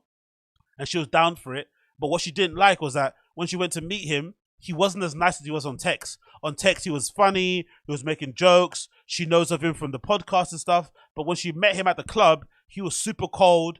And he just dragged her to a room and just tried to start doing stuff straight away. Without even chatting, having a drink, nothing. He just went straight to fucking third base. And she felt a little bit used, a little bit grossed out. And I remember looking at the thing thinking, yeah, that's probably his greatest crime. Like just being an absolute douchebag and treating these girls like pieces of meat, basically. And not really trying to make them, allow them, have a good time with them. Then I thought to myself, you know what? The weird thing about this is that if you do go out of your way to treat certain girls or women with respect and let them have a good time, you could get away with a lot of sussy shit, really, if you think about it.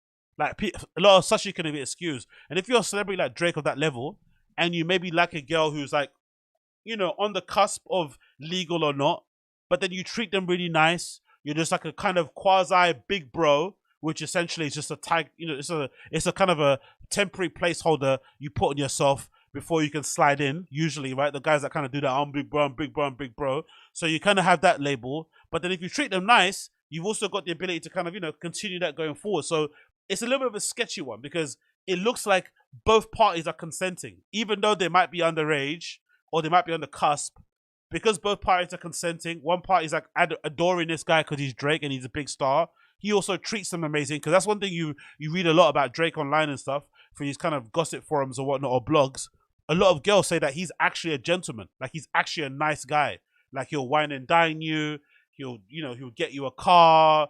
You know what I mean? Like he's legitimately like pay for your flights and stuff. He doesn't cut corners when it comes to trying to get, trying to add some girls to his fucking tally and shit. So if that's the case, it's hard to then get annoyed at it. You know what I mean? Because they're kind of willing participants. But again, for his image, it's a bit sussy.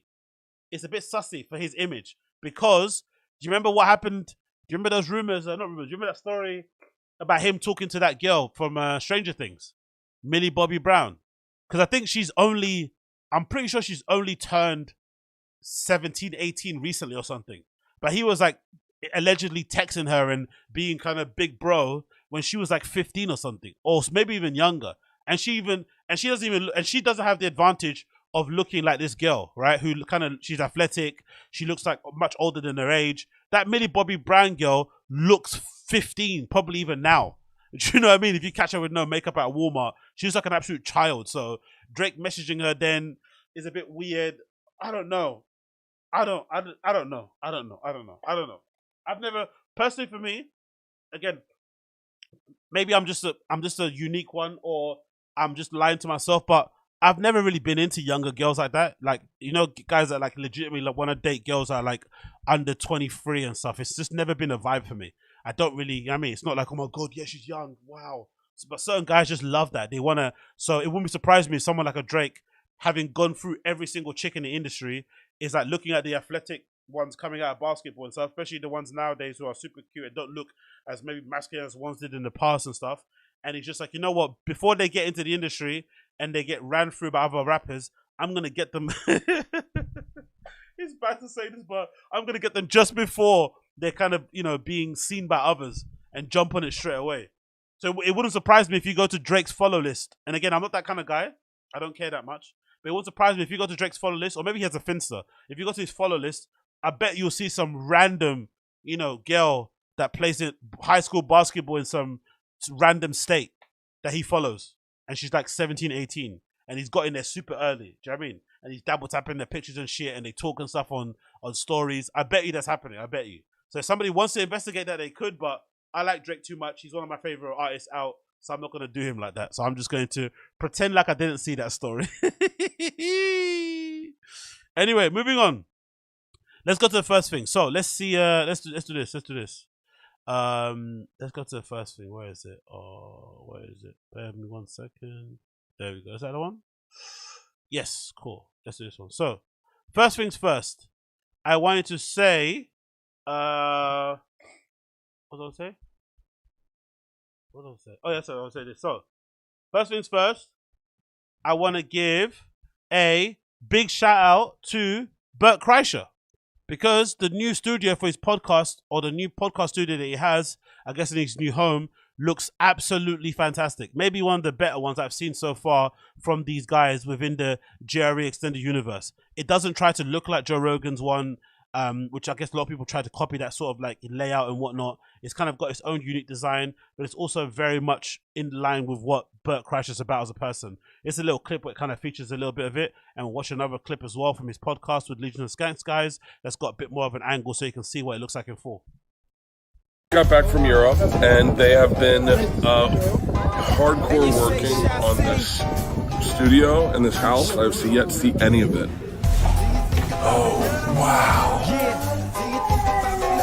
Oh, wow. This is cool. Look how big that is, man. That looks banging. I love the layout of it. I love that they got this round table. They got a main table in the back there, the wooden paneling and shit.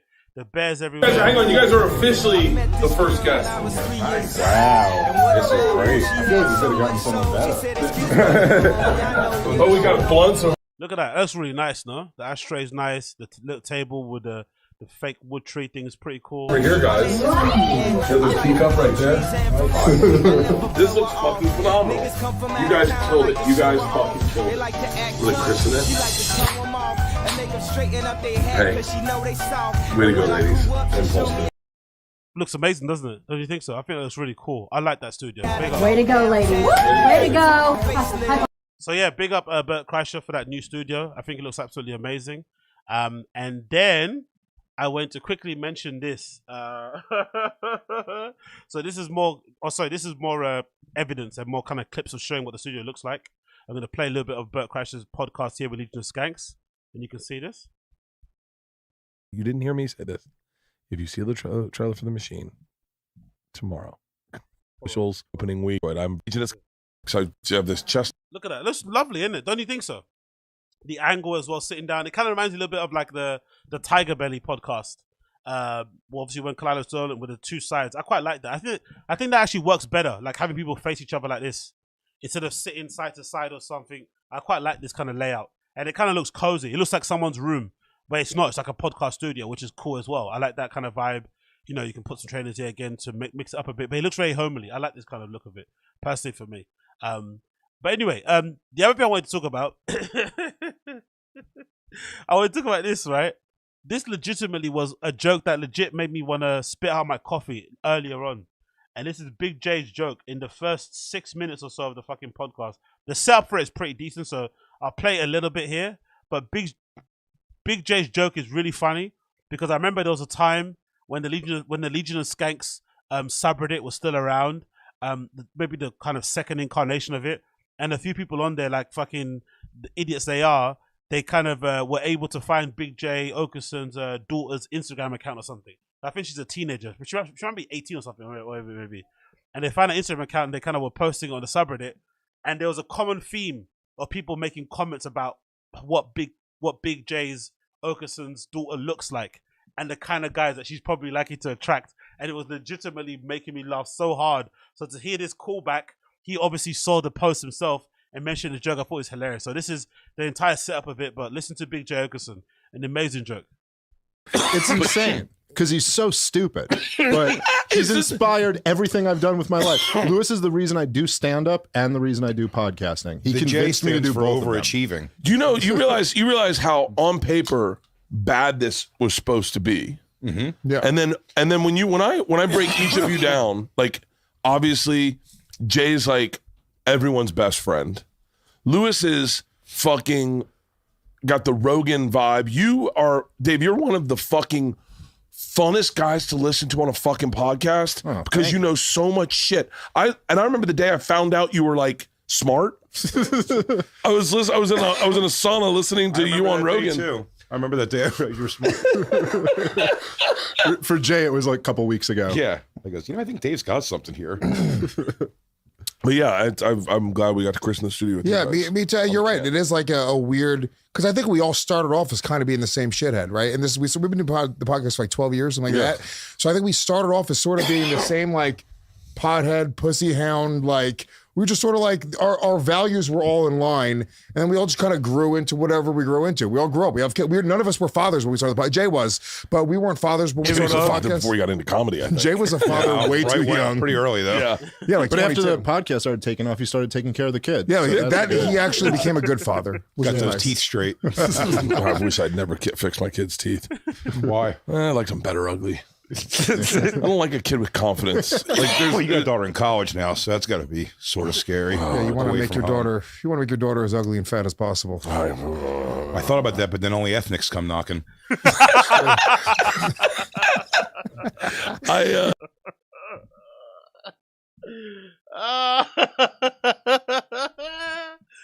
hilarious because that was a running theme of when someone posted a picture of Big J Okerson's daughter on the subreddit because she is a very curvy Latina-looking lady. I'm assuming the mum is definitely. I'm assuming from some country within Central America or South America, maybe. And obviously she looks a certain way, and everyone on the subreddit was saying the same thing, like black guys in New York must go absolutely crazy for her. But yeah, it was hilarious to see that. And obviously, again, she speaks like a hood chick, which is hilarious. I feel there's a clip of her speaking, which is quite cool to see. But yeah, big up Big J Okerson for the amazing laughs there. And then I want to talk about this because a few people have been getting annoyed by this, but I gotta put my little 2 pence on it, right? Let me see if where I can put it here. So let's set it up on here, right? It's right here. So a lot of people were getting upset and annoyed about Bert Kreischer's laugh, and I see Too Lazy to Try have made a video about it. People on the subreddits have been going crazy about it and commenting on it, and I have to say for myself, I don't necessarily find it an issue. I really don't find it a problem, the way Bert laughs, and I don't think it's forced or put on. He might exaggerate it and play up to it a little bit, but I don't think it's that crazy to imagine that there's somebody in the world who laughs like he does, where like he's heaving and he's whistling and he's screeching and his head is turning all different colors and flavors and shit. It's not surprising to me. People have weird laughs.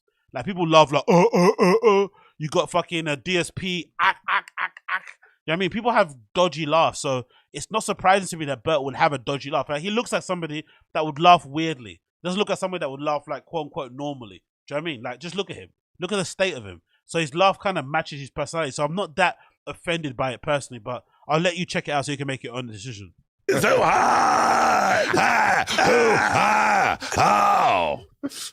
it was dude, he just screamed and we laughed so my face was hurting. The woman, it was a great day of follies. Lewis fell on the street earlier that day, which was also just a walking. Good chuckle. Just walking, just kicked the curb and just fucking rolled into it. Oh, it was so great, but that's not okay. We got hold on. We had we were watching in Greece, they do a changing of the guard.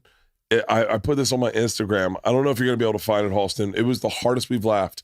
They're doing the changing of the guard where they do fancy steps, where they go like, their foot goes up, walks it, dune. And it's super. You know what I was thinking also before I continue? I think part of the problem people also don't like Bert. You know when he always says, because it's a common line he says all the time, the hardest I've ever laughed. Oh my God, we laughed so hard. His life is essentially just one big like adult frat party. He just gets to drink beer, take off his top and do jokes on stage, right? And podcasts. And people seem to think like, it's just an easy job. Even though I think he takes stand-up quite seriously. But I think people don't like him because of that persona and because he's an adult and because like the way he looks. So he looks like every other regular guy out there. Every other regular guy that looks like Bert is busting their ass somewhere, working a job they don't like, construction site, workplace, whatever. So when they hear this adult essentially, you know, talking about enjoying themselves every single day, I can get how it kind of winds them up. That little line of like, we got to laugh so hard. Oh my God, laughing so hard. Laughing so hard. Like his whole life is just like drinking and laughing and wheezing. So that maybe is part of the reason why people just don't like the laugh also, because the laugh is like triggering, because it means like, oh, he's just enjoying himself. His life is just no stress whatsoever. Must be nice. Super slow. It's super slow. And as they're doing it, an old man is sprinting in front of them and trips and falls for like fucking 5 minutes.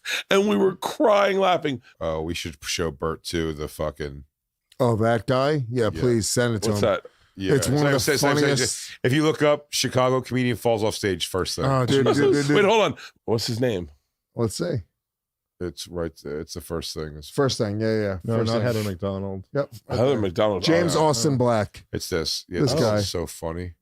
Page, as I let you know, like having little adventures with some freaky Chicago girls. And I've come to the realization, I've been talking to one, that I don't think pegging is necessarily that gay.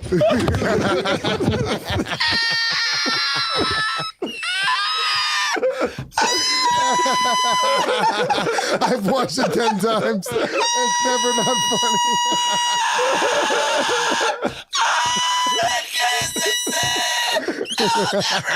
Funny again. He'll never be that funny again. He'll never do better than That is his Led Zeppelin 4. And he can do that 10 more times. Play it again so you can see it from the beginning. Realization, I've been talking about that. I don't think pegging is necessarily that gay. The thud. I don't think it's that gay.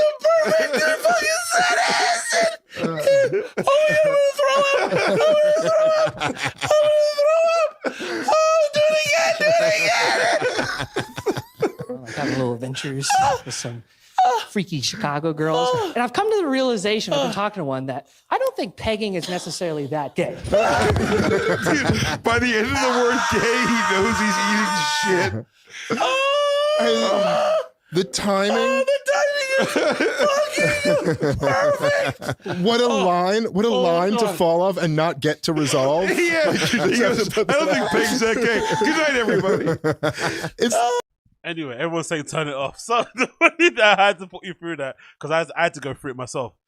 Personally, I don't see an issue with the laugh because I think he's clearly playing up to it a little bit, but it's also legitimately how he laughs. The only thing that I have an issue with, and you can see he's playing up to it, is that I've heard people laugh like that and that squeal when you're kind of at the first round of laughs and you're kind of high pitched. But if you see him, he notices when he's going down a level and he continues going up again. That's when you kind of be, okay, it's a bit sus. Because when you're laughing, usually it's like, okay, it's like the guy in your crew or the girl that you know who over-exaggerates a laugh to kind of, you know, make someone feel bad. You know, maybe the first couple of laughs are fine because it's coming from a real place, like you don't like that person.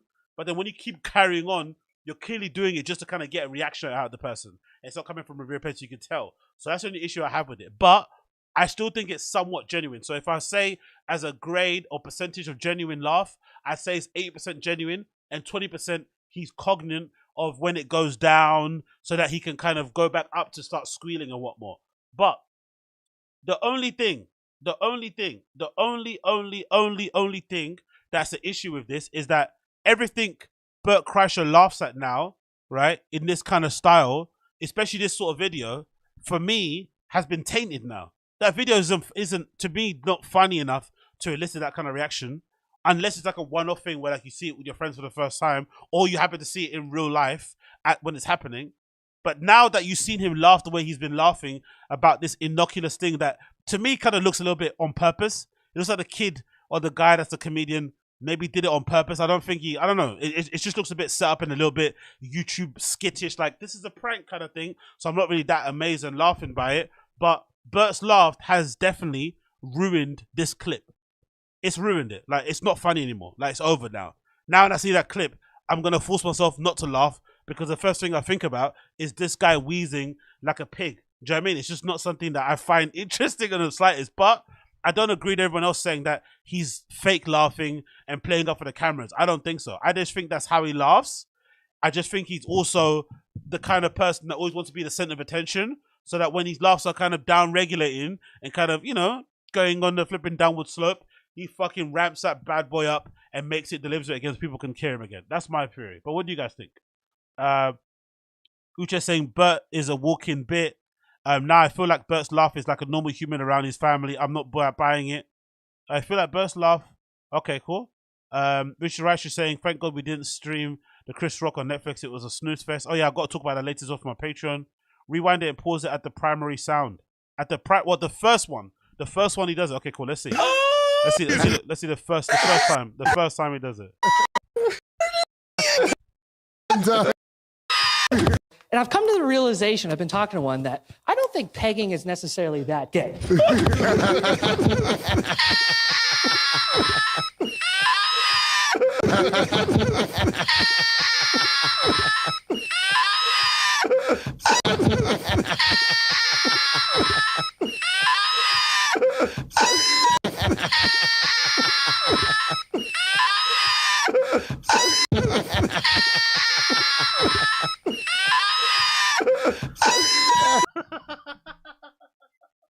I can see why it's annoying. I can see why it's annoying now. Fair enough. Big up Severa Design. Now I know why you. Now I get it. I think I get it now. I think I get why people find it annoying. Hearing that on repeat was driving me crazy. I think I understand. Holy shit. That is so obnoxious, isn't it? That is so fucking performative and obnoxious. Okay, now I I'm kind of on your side, chat. I apologize. I'm kind of on your side. I apologize for that. Holy shit. That is so obnoxious. And the clip isn't even that funny. Again, maybe I'm bugging out here. The clip isn't that funny, is it? It's whatever. The kid fell off the stage. In my opinion, I think he didn't fall off by accident. I think it was a plan. It was probably part of the whole bit. But yeah. Oh, that was hilarious, man. Thank you for the chat for informing me on that one. I do appreciate that one. Anyway, let me quickly get a tissue paper.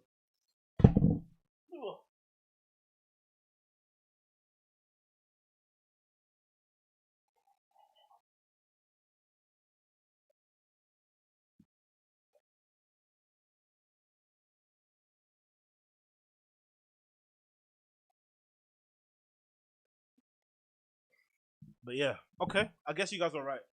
My bad. My apologies. I should have listened to you guys when you told me the laugh was super annoying in the first place. And even looking at that face, look at that. Look at that face. Look at that. Look at that. Look at that face. The laugh made me forget the clip.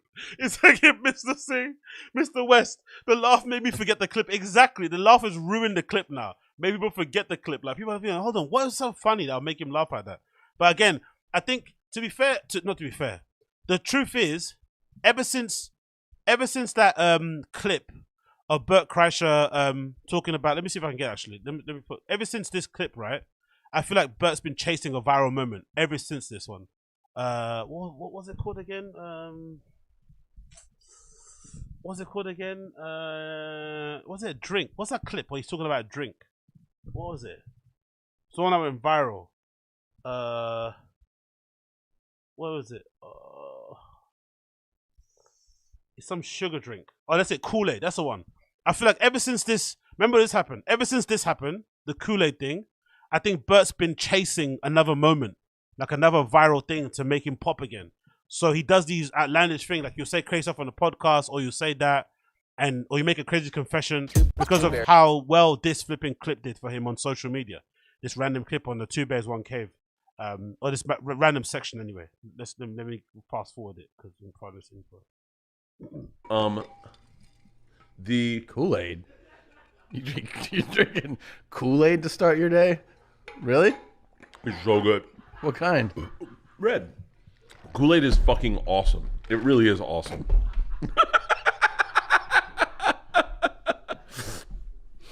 It's so good. Like an actual genuine moment they had it kind of became a viral bit. Look how much weight Tom has lost, man. Fuck, he's like a half a human. Well done to Tom Segura.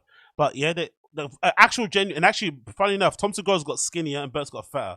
But a genuine moment that became a genuine flipping viral moment. Now he's trying to chase it. That's why he's doing these crazy laughs and shit and nonsense. Pour a little something for yourself. It's watered down. It's not too bad. You really drinking ice Kool-Aid? cold. It's ice cold. Yeah. You are drinking Kool-Aid. Yeah. It's awesome. You're drinking a fucking 64-ounce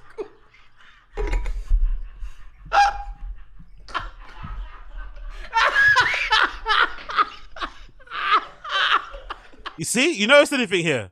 A genuine moment laugh, and there's none of that fucking crazy heezing. A genuine actual moment between two friends. Find something funny in the moment. Where's the heezing? Where's the whistling? Where's the pig sounds? Doesn't exist.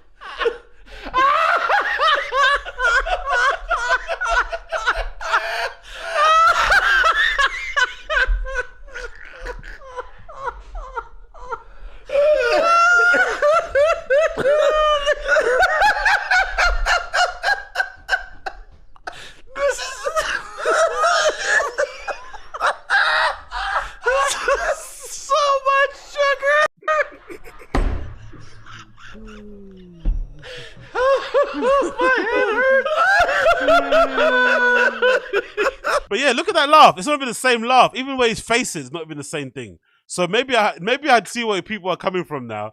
This laugh might be completely manufactured. It might be something that he's created in a figment of his brain, which is pretty crazy to think that, isn't it, right? He's got these different laughs he does. The viral laugh, the real laugh, the podcast laugh. Like, nah, I'm not playing that again. No way, Severa Design. No way. No fucking way. No thank you. So maybe this is the fact that he actually has different laughs. So maybe I get the whole point. But hey, let's move away from that one. Enough Bert Crasher for one day. But yeah, but everyone's getting on Bert's ass for doing that. Next, we're going to talk about quickly here. Let's watch this actually. Have you guys seen Bert Crasher's last Bert Crasher stuff? Have you seen the trailer for the movie? I haven't seen it, so I want to watch it with you guys together. Hopefully you haven't seen it also. Let's play it. Will this make me get taken down if you play trailers on flipping streams? What do you guys think? Will I get taken? I don't mind if they demonetize me. It doesn't fucking matter. I've only got a small channel. But will they take the video down? That's what I want. I don't want them to take the video down. What do you think? Can I watch this? Do you reckon I can watch this trailer live on the stream, or do you think they'll take me down? What do you guys think? No, okay. People say no more Bert. Okay. Should I watch the trailer for Bert's movie or not? Let's see. No, if you play on YouTube.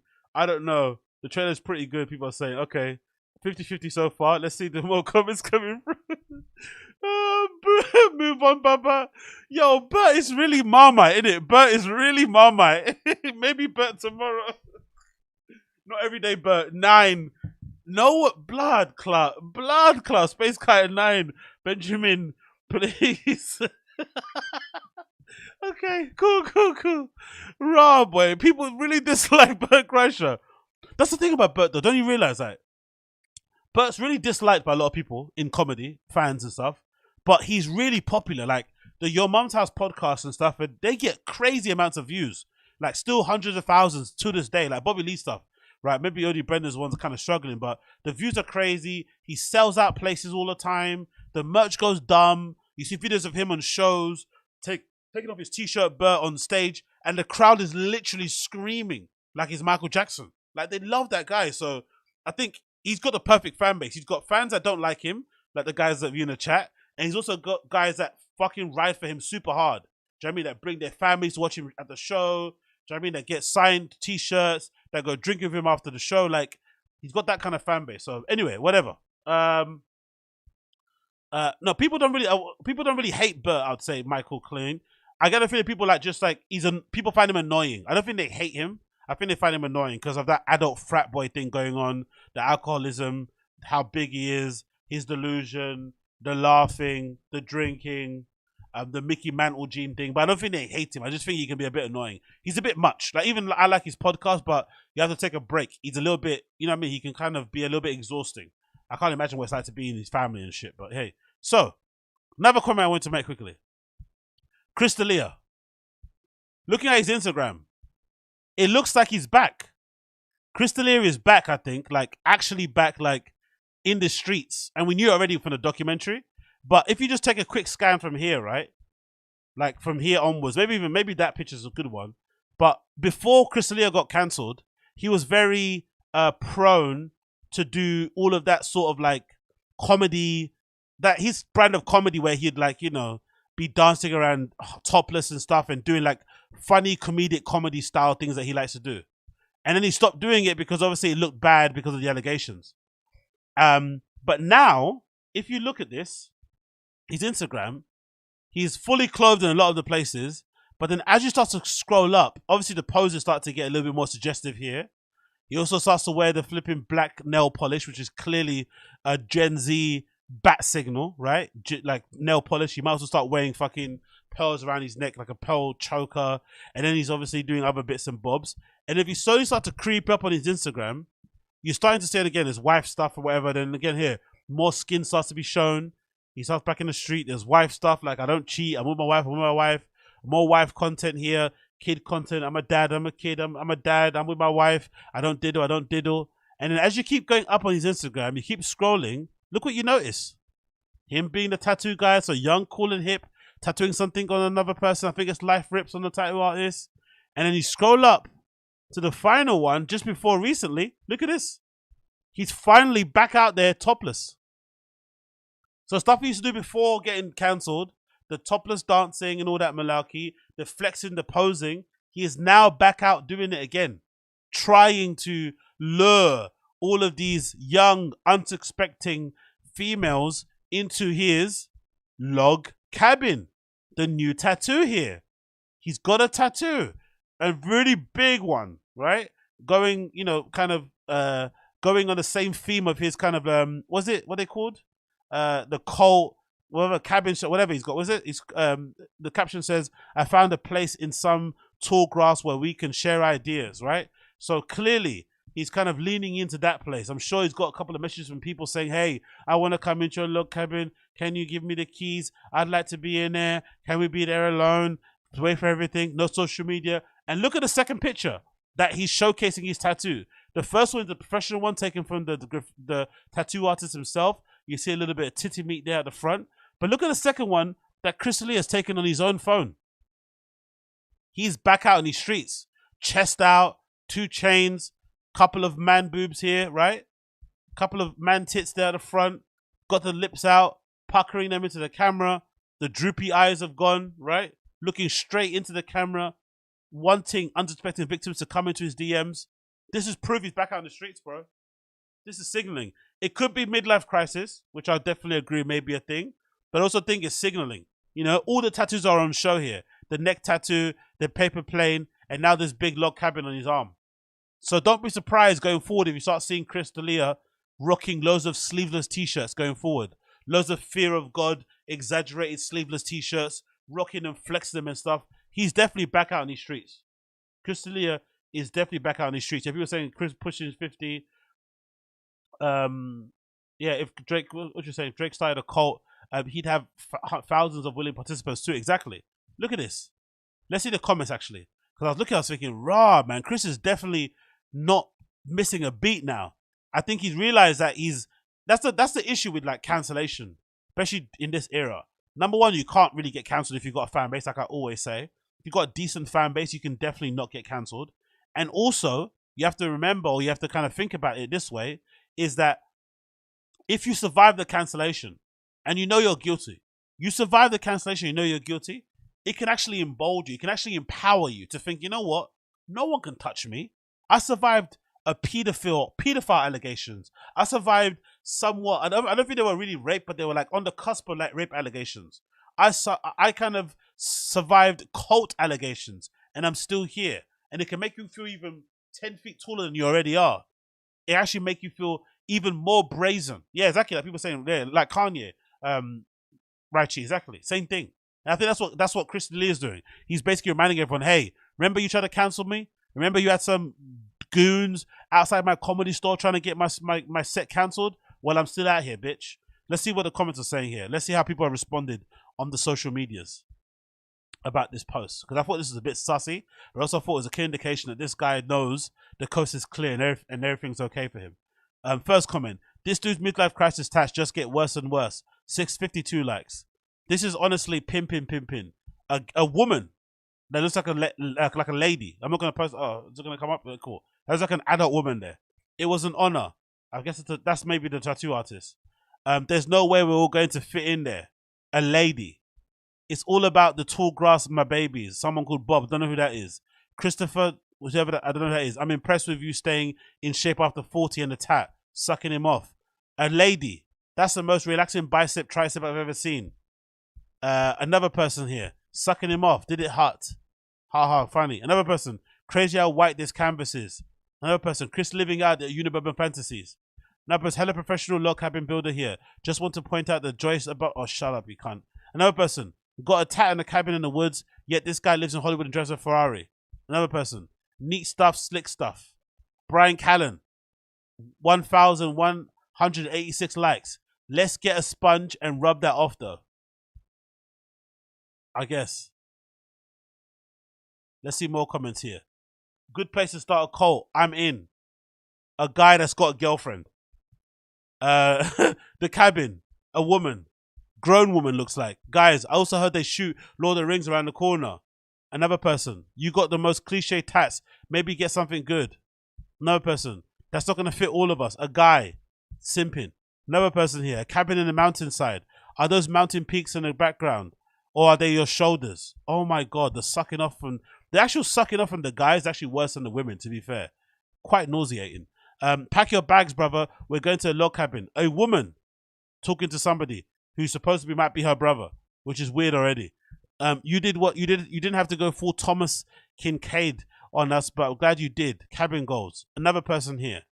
Verified. Dope. You know, when I was 40, I started getting yatted up. 21, 20, 30 was the first cycle of tats. 40, 43, then I stopped. I think it's well over 40 tats with 2 arm sleeves. Okay, congrats, I guess. Hey, you got a shack shettled with another person here. Cabin, hardly know her. The simping for Chris is gross, but it also goes to show why it was impossible to get him out of the paint. Unless it was a criminal allegation or charges, he was never going to get cancelled because Chris D'Elia's fandom is really strong. Like, they mess with him heavy. Like, heavy. Like, these fans are like, you know what I mean? Like, quickly doing all this nonsense. And then let's look at the video of him doing the kick where he looks like he's half naked. Let's see this one. Teaching my son how to fight. Okay, it involves a kid in there. Is there a kid in it? I'm not involved. What's you doing? Okay, yep, cool. I'll leave that. No need to get involved in that one. And then here's him tattooing the life rips on, I guess, a tattoo artist. What's that? A lot of fans come up with Sharpies at shows and ask me to sign them. The next day they get it permanent with ink. This is the only and the second. This is only the second D'Elia original life rips tattoo. The only people that have them are that person and that person. This is another person that got it.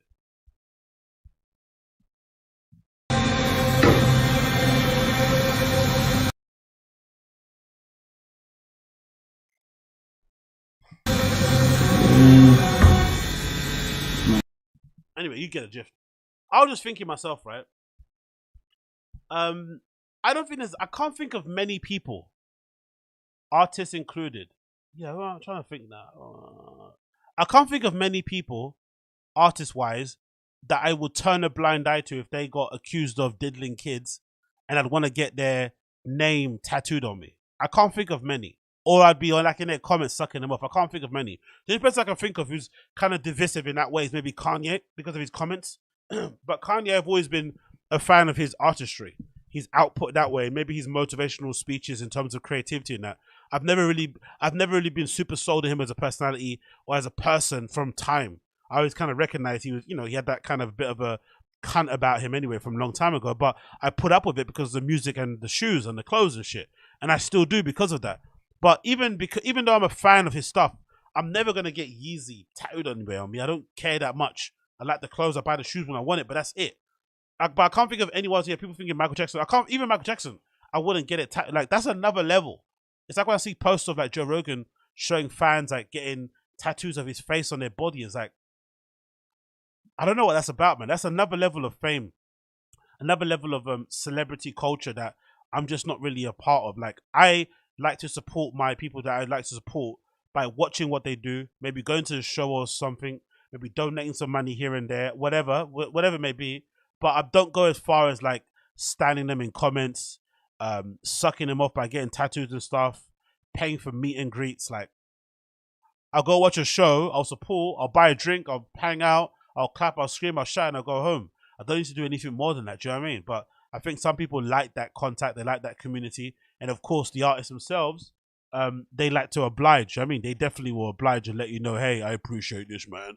And they definitely come back out and let you know that everything's good in that regard. But it's never been my vibe in the slightest, to be fair. But yeah, Chris D'Elia is definitely not cancelled. He's back out in these streets, half naked, getting sleeve tattoos. He's definitely going to be, Kyler saying, I'm getting a zinger tat. Please don't, please, for the love of God, please don't do that.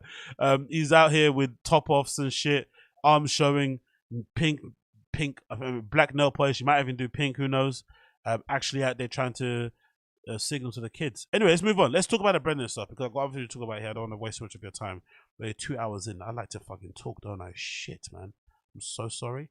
Let's continue here. Where is it? Where am I? Bear me 1 second here. Where'd I put it? What's it called? Watching the thing. Okay, Brendan comes, yeah, to bench press. Okay, cool. Let's go. Let's see if I can find a clip first of all. Filthy hands. Is it that one? Nope. Yeah, this is the one. Cool. So, on an episode of the Calabasas Fight Companion, Brendan Schaub was sitting down with one of the guys from Bussin' with the Boys and Rampage Jackson, and randomly, as per usual, when you get athletes and whatnot hanging around and all that stuff, they started talking about weightlifting and whatnot. And because the NFL combines are on at the moment, where they do like, you know, workouts and shit to try and get picked for teams, guess how it works. They started to comment on that one, like, oh, what's your best rep max? What's your best this? What's your best that? So then one of the guys, the Bussin' from the Boys one, asks Brendan, which is always a bad thing to do if you want to get the truth. If you ask him like an open-ended question where he has a chance to either flex, humble brag, or be self-deprecating, he's always going to pick the top two. Humble brag or, you know, or flex. He's never going to be self-deprecating, or he's never going to be even the fourth option, like, you know, quietly humble and kind of, you know, kind of play it down. Not happening. So this is it. This is Brendan basically taking the opportunity to flex and tell the room how much he can bench for reps. Probably 4 months ago, 315 12 times. 12? I did probably 4 months ago. Yeah, I did probably 4 months ago, 315 12 times. 12? Yeah. 315 12 times. Yeah. TRT did it 12 times. Yeah. You did it 12 times. Yeah, I did 225 40. I heard it's a No small, shit. I heard it's a small percentage What's up, dog? Come on, bro. Come on, man. This ain't to see you buff days, dog. That's why you piss in a cup. I'll melt it, bro. You don't miss bench day at the combine. No, day. You're like, Can you do pussy. 315? 315? Yeah, probably a few times, but that's it. Not 12. Huh? No, maybe 2. You think he's lying? No. I've seen I posted too. Yeah, I was gonna say I've seen this video. I'll post it too. Yeah, I deadlift 600. Yeah. Almost blew my asshole out. I'll never do that again. Yeah. By the way, analyzing this clip, number one analysis for me. Brendan, when he gets asked a question, or when he starts to provide, you know, the information regarding what he can lift, look what he initially does when he does it. He starts rubbing his eye, and he's also not looking at whoever he's talking to. Right? They're over there on the right, and he's starting to rub his eye now. Rubbing his eye, speaking, I do that, and then he looks with one eye, and then with the other eye. That to me is proof enough that he's lying. That dancing around, moving your eye around, because this is all from DSP. I've realized that from DSP. Looking at Dark Side Phil, the dancing, the darting of your eyes, and like, you know, I do this, you know what I mean? It's dancing all over the place. It's flipping, you know, your eyes are twerking. Definitely, in my opinion, is a sign that you're lying. In my opinion, personally. Then, another thing to mention here, right? So I've got to charge my other phone. Another thing to mention here is this. The other guy, the Bussin' with your Boys guy, who I wish I remember his name. Sorry, I don't remember your name, guy. I don't mean disrespectful, but I don't watch American sports, and I'm obviously from London, so you know we play real football here. Haha. So that guy, when Rampage Jackson says to him, "Do you think he's lying?"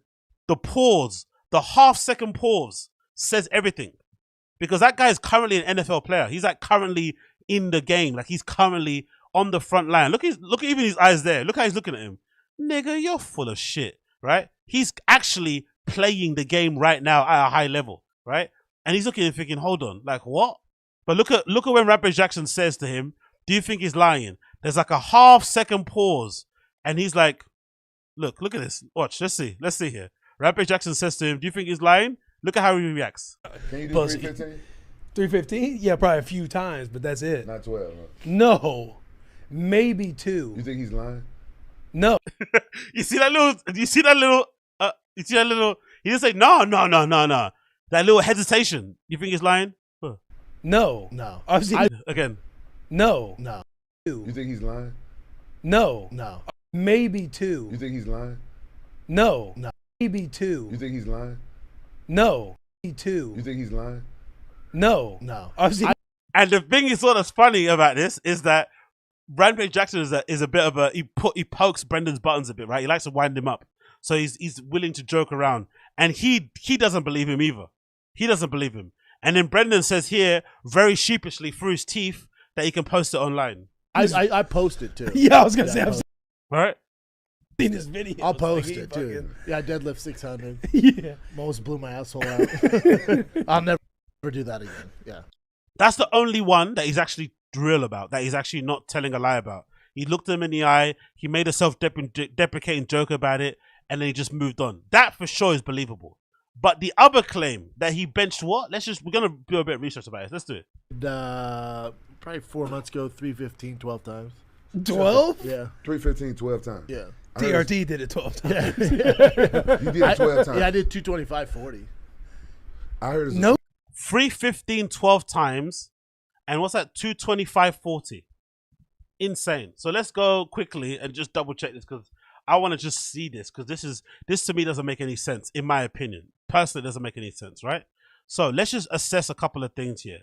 One, of course, that I've kind of grabbed from the Find the Kids subreddit, so big up those guys for highlighting this clip, because I would have never found it. So this is a clip of Brendan doing a workout at Zoo Culture. Right? Zoo Culture, that is Bradley Martin's gym that people kind of call the influencer gym, the one that's got all the red equipment that you see everywhere. That's Bradley Martin's gym, right?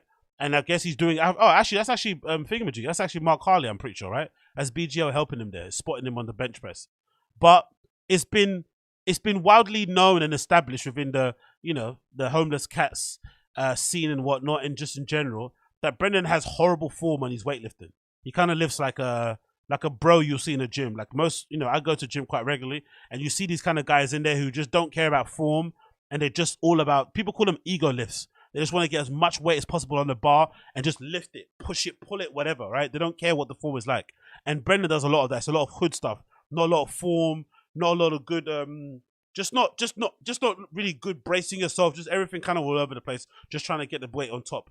Now, looking at that weight that's already on there, I want to quickly check something, because I don't really know too tough about it. Maybe some of you guys might actually be able to help me. How many plates are there? There's like 4 plates there, right? 1, 2, 3, 4.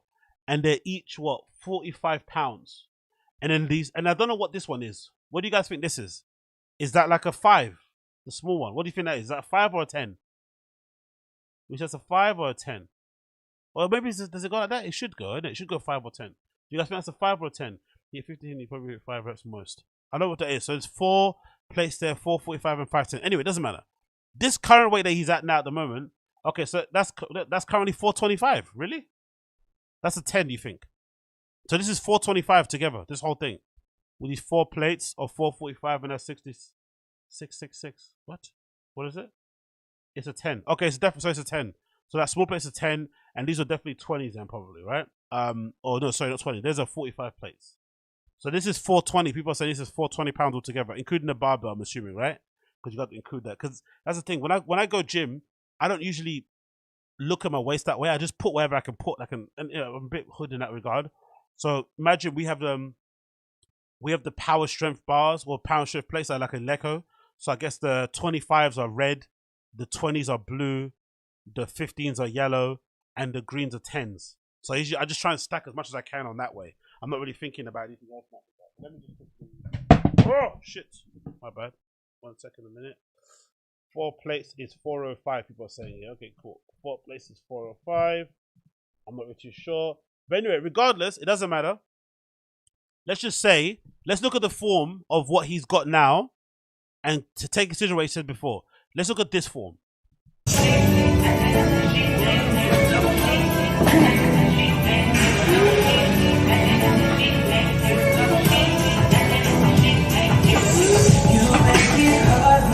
Yeah! How bad is that? If this person thinks that kind of form or that kind of bracing, that kind of alleged strength is going to be able to withstand doing 12 reps or even 40 reps of anything, I just don't believe it. Anything over 200 pounds, I don't believe it.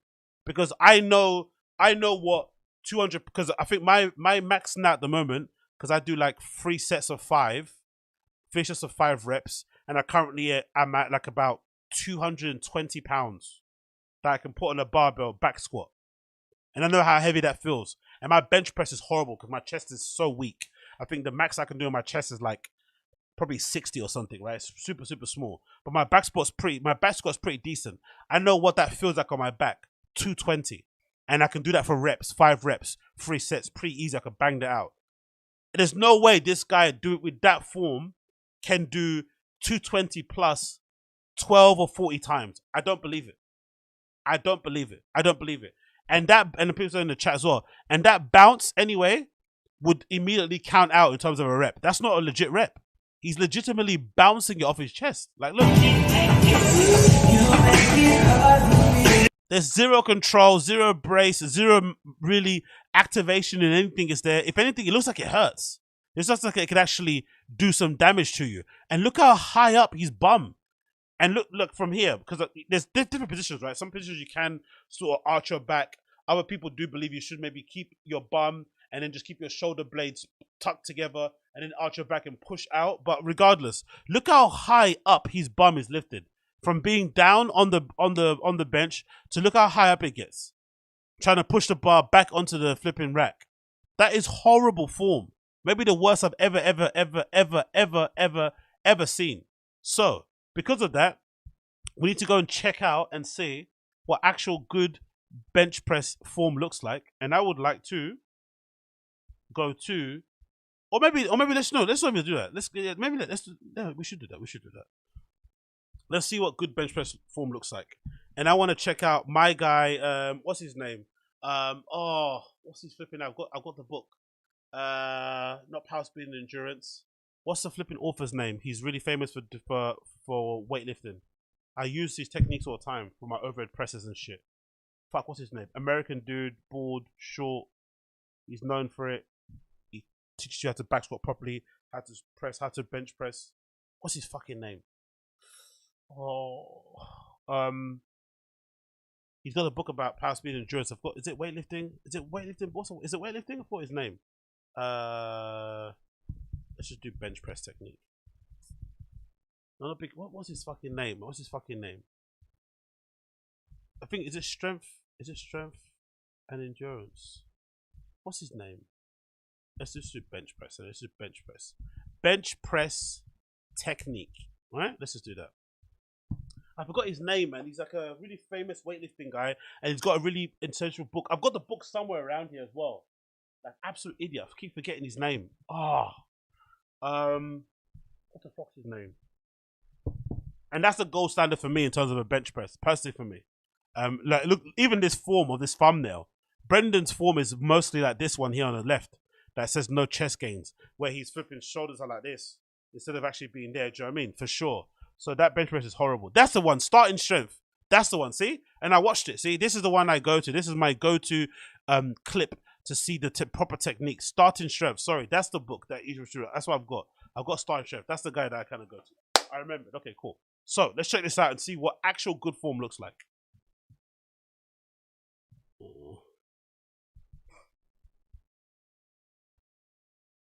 Let's go here. Yeah, let's start from here. Let's start. Available. However, if you're working inside a correctly set up power rack, a spotter is not absolutely necessary.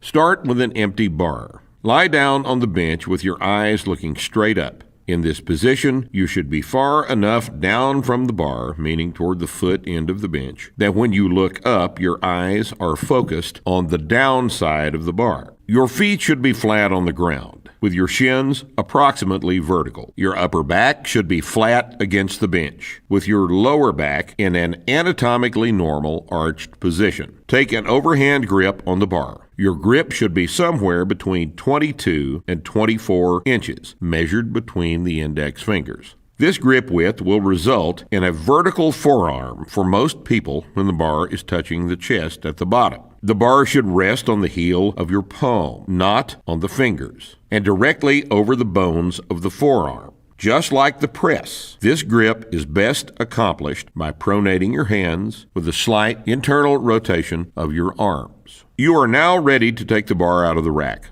Look directly up at the ceiling and push up on the bar, locking out your elbows. Move the bar out to a position directly over the line of your shoulder joints. Look already how beautiful that form is compared to what Brendan was doing. It's like night and day, isn't it? This is the place where the bar is in balance at lockout. Note carefully the position of the bar against the ceiling. This picture is your reference for the path the bar will take as you move it down and up. You will lower the bar to your chest, touch the chest, and then drive the bar right back to the exact position you are looking at on the ceiling overhead. So that's how we got the proper technique. Now I want to check out and see NFL Combine bench press. I want to see what it looks like, right? When people are lifting that crazy amount of weight. And also, I think I got it here, the workouts. What's the workout? So the workouts for the Combine as follows. 40-yard dash, a bench press of 225 pounds, 120 kg, a vertical jump, broad jump, 20-yard shuttle, 3-cone drill, and a 60-yard shuttle and position-specific drills. Okay, cool. Let's go back to the thing. Where is it? Where are we? Is this? Yeah, let's type on here. Let's say NFL Combine bench press. I just want to see what it looks like. Let's do best bench press because this guy is insane. Just load up. And look at all these dudes, right? So what have we got here? Stephen Pierre breaks bench press record with 49 reps in 2019. Another one, this one. Cool. So let's not watch this. Let's watch this. Let's do this one. Let's do the compilation.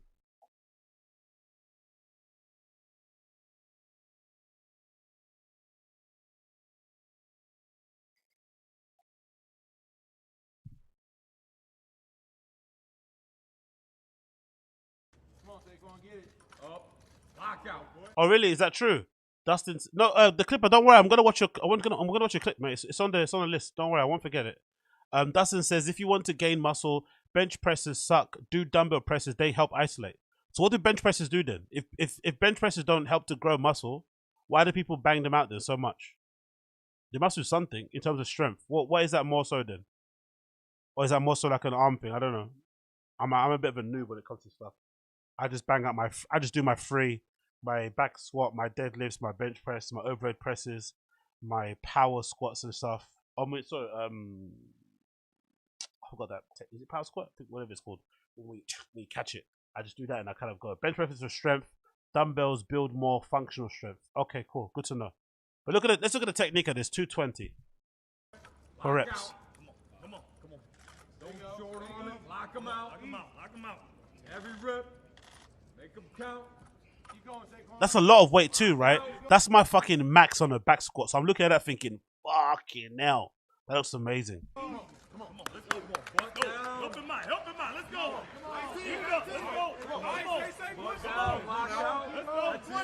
Good. Stay with it. Come on. Good. Let's go. Yeah. There you go.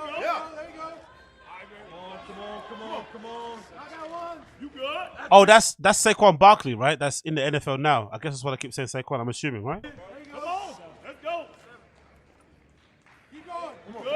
Yeah, the form is gorgeous. It's only now he's starting to bounce. Only now, if you notice, only now as he's starting to advance in the numbers, he's starting to bounce now. Papa was already bouncing from the first one.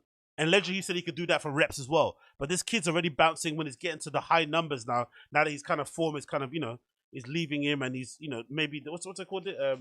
Endurance of his muscles is going. Cool.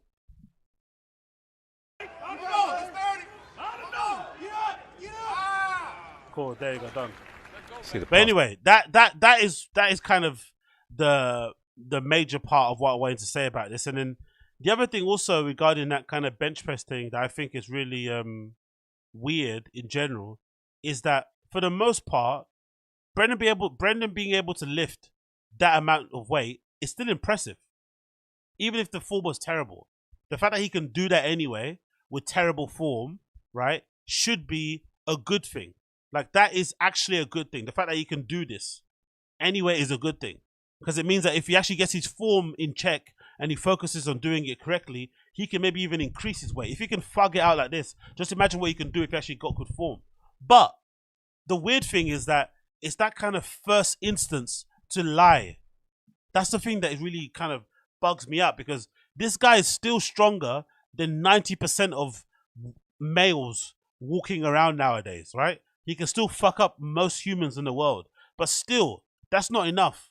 There still has to be an extra lie on top to make him look even better than whatever he already is, just as he is normally.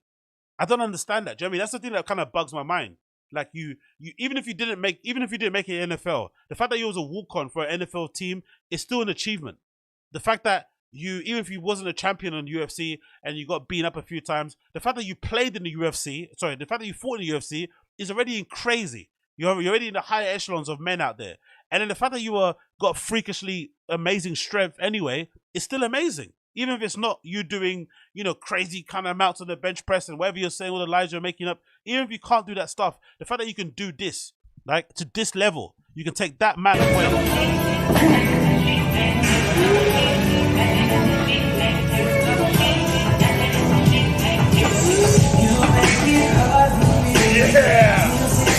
Holy fuck. Right, with terrible form and do that, that's also a good achievement. That's amazing. But for whatever reason, this guy just loves to lie. Like every opportunity he gets given to lie, he will take it and run with it. That's the really weird and scary thing about the dude that I don't understand. And even to this day, it's one of the things that kind of makes me think, like, is he kind of all there right in the head? Or is this just like a thing that he's just done from when he's young and he doesn't notice it? Because that guy, NFL guy, gave him a reason to lie and he took it and run. Instead of being a bit humble, or maybe even kind of playing down his strength and saying, "No, I'm not as strong as I am now." But this guy is sitting there now. This is Brendan Schaub, like many years taken away from the UFC, many years taken away from flipping football, many years taken away from being a really fit and strong athlete. He's just like a regular guy nowadays, but he's still able to kind of lift this amount of weight. That's just still impressive. But for him, it's not enough. He has to still lie. That's what I don't understand. That's why maybe in general, the kind of only conclusions to take away from this is that he's a legitimate pathological liar. Like legitimately. And it's quite scary, which means that it's hard to believe anything that he says. Do you know what I mean? Just in general, because he lies about legitimately everything, even when it's not necessary to lie. It's fucking weird, man, personally. I think it's really, really strange. But hey, what can you do? Next one, let's have a quick one to mention this. Let's say this, yeah. Have you guys seen this? So, this clip is from Joey Diaz's podcast, and Joey Diaz went on a bit of a rant regarding people in comedy, especially up-and-coming kids, reaching out to him, trying to get spots or trying to get bring-ins to start comedy or whatnot, to get put on certain shows, to go on certain stages, and Joey Diaz is now getting offended or getting annoyed by it. Being a fan of Joey Diaz and being a fan of Uncle Joey just in general and his podcast and whatnot, it's a bit funny to hear him saying this, because I think without realizing, his whole crew, the JRE Extended Universe guys included, they have inadvertently created this problem themselves. because of how successful that group of guys are, now these up and coming kids that are going to LA, or even people, don't have to be kids, people that are moving to LA, trying to become famous, or just moving to places to go and do comedy, they are now thinking however those guys made it is the actual normal way to make it, when really that is the exception and one of those kind of like once in a lifetime type of occasions. But they kind of created it. So they created this kind of scene, they created this kind of culture around comedy, and now that they're kind of reaping the rewards of it, the seeds from it, they're kind of getting annoyed. So I thought that was kind of funny. So let's hear Joey Diaz kind of complain about these kids coming expecting handouts. One of the things that I also want to address is something that somebody else said to me recently. And they said that about 2 years ago, before the pandemic, they reached out to me for a spot at a comedy show, and I told them no, and they thought that I was a liar, that I don't help other comics. And I was reading the thing because I had heard that before, that people were mad at me, young comics were mad at me, like when I say, pick up the phone and call people. And then I'd use a story when somebody called me, and I didn't know how to really break that down for people. And pick up the phone and call people, just don't call me. It's all broken down by the intention. The intention, okay? When I was a young comic, likely 4 or 5 years, yes, I was impressionable. I was impressed by comics like, Carlos Mencia, Doug Stanhope, Wendy Liebman, Jackie Flynn. There was a complete different stock of stand-up comics that were on the working circuit then. Rocky LaPorte, Andrew Dice Clay was just finishing up a huge fucking massive arena tour. Roseanne was blowing up. All these people were blowing up. We didn't have the camera. We didn't have a lot of things. We didn't have the phone with the video in it. We didn't have a lot of those things. So it was hard work based. Whatever you're going to do, it's always hard work based. Whether you're going to be a fucking piano player, whatever the fuck. When a comic would come to town, like Felicia Michaels did in '94, I got a guest set to Felicia Michaels. And afterward, I went up on stage during the guest set. I bombed, whatever, but I didn't go down there for Felicia to save my life. Are you with me here? I didn't go down there for somebody to save my life. I always knew that nobody could save my life. I knew that if I believed, I didn't know this, I believed that if I put hard work in, that I would get better at something. I would get better. If I put hard work into anything, I believe I'm going to get better on it, right? So the first big comic I met that wasn't big at the time, but he was big, was Doug Stanhope. He was big to me. He was doing a lot better than I was. I was an MC and he was a feature. In my world, he didn't need to be on TV. He was doing a lot better than me. When I met Doug, I didn't know that comics took other comics on the road. I didn't know any of that stuff. I was ripe. I was just impressed with Doug and his skills. When we finished the show, Doug was talking about if I knew a hotel in the area to stay in, and I'm like, yeah, but listen, I don't know what you're getting paid here tonight, but it's probably not a lot. Why don't you stay at my house? When I offered that to Doug, I didn't offer that to Doug for him to change my life. I offered it to Doug as a fucking, just being a good guy. I want to save you $50. Because even when I was a criminal, my motto was always to make somebody's day.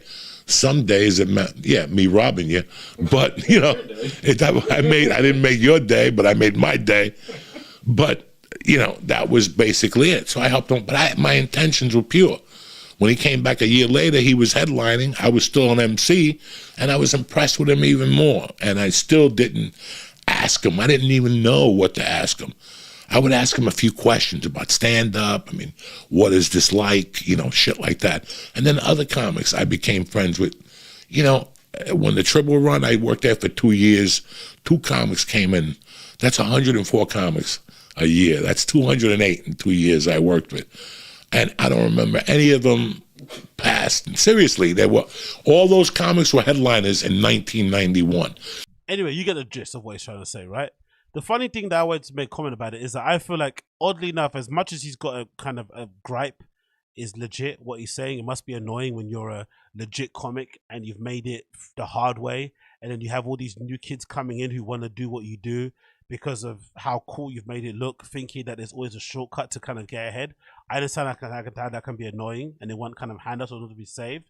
But what's my issue here is that there is a lack of acknowledgement, really, from all of these guys of just how once in a lifetime monumental and just important that era that they kind of grew up in and came up in comedy when Joe Rogan became Joe Rogan in terms of his podcast. People don't really realize that, you know? They don't really realize that what it kind of did for them as a little scene, as a community. Because I feel like if Joe Rogan wasn't around, I'm not really too sure stand-up would be as like mainstream as it is in terms of culture, in terms of these guys being like invited to talk shows or to do celebrity stuff or to do movies and stuff. It's become an integral part of culture. It was always a part of the entertainment industry, but I don't know if Joe Rogan's podcast wasn't as successful as it was and all of their podcasts kind of got risen up at the same time, if comedy would be at the level that it is now.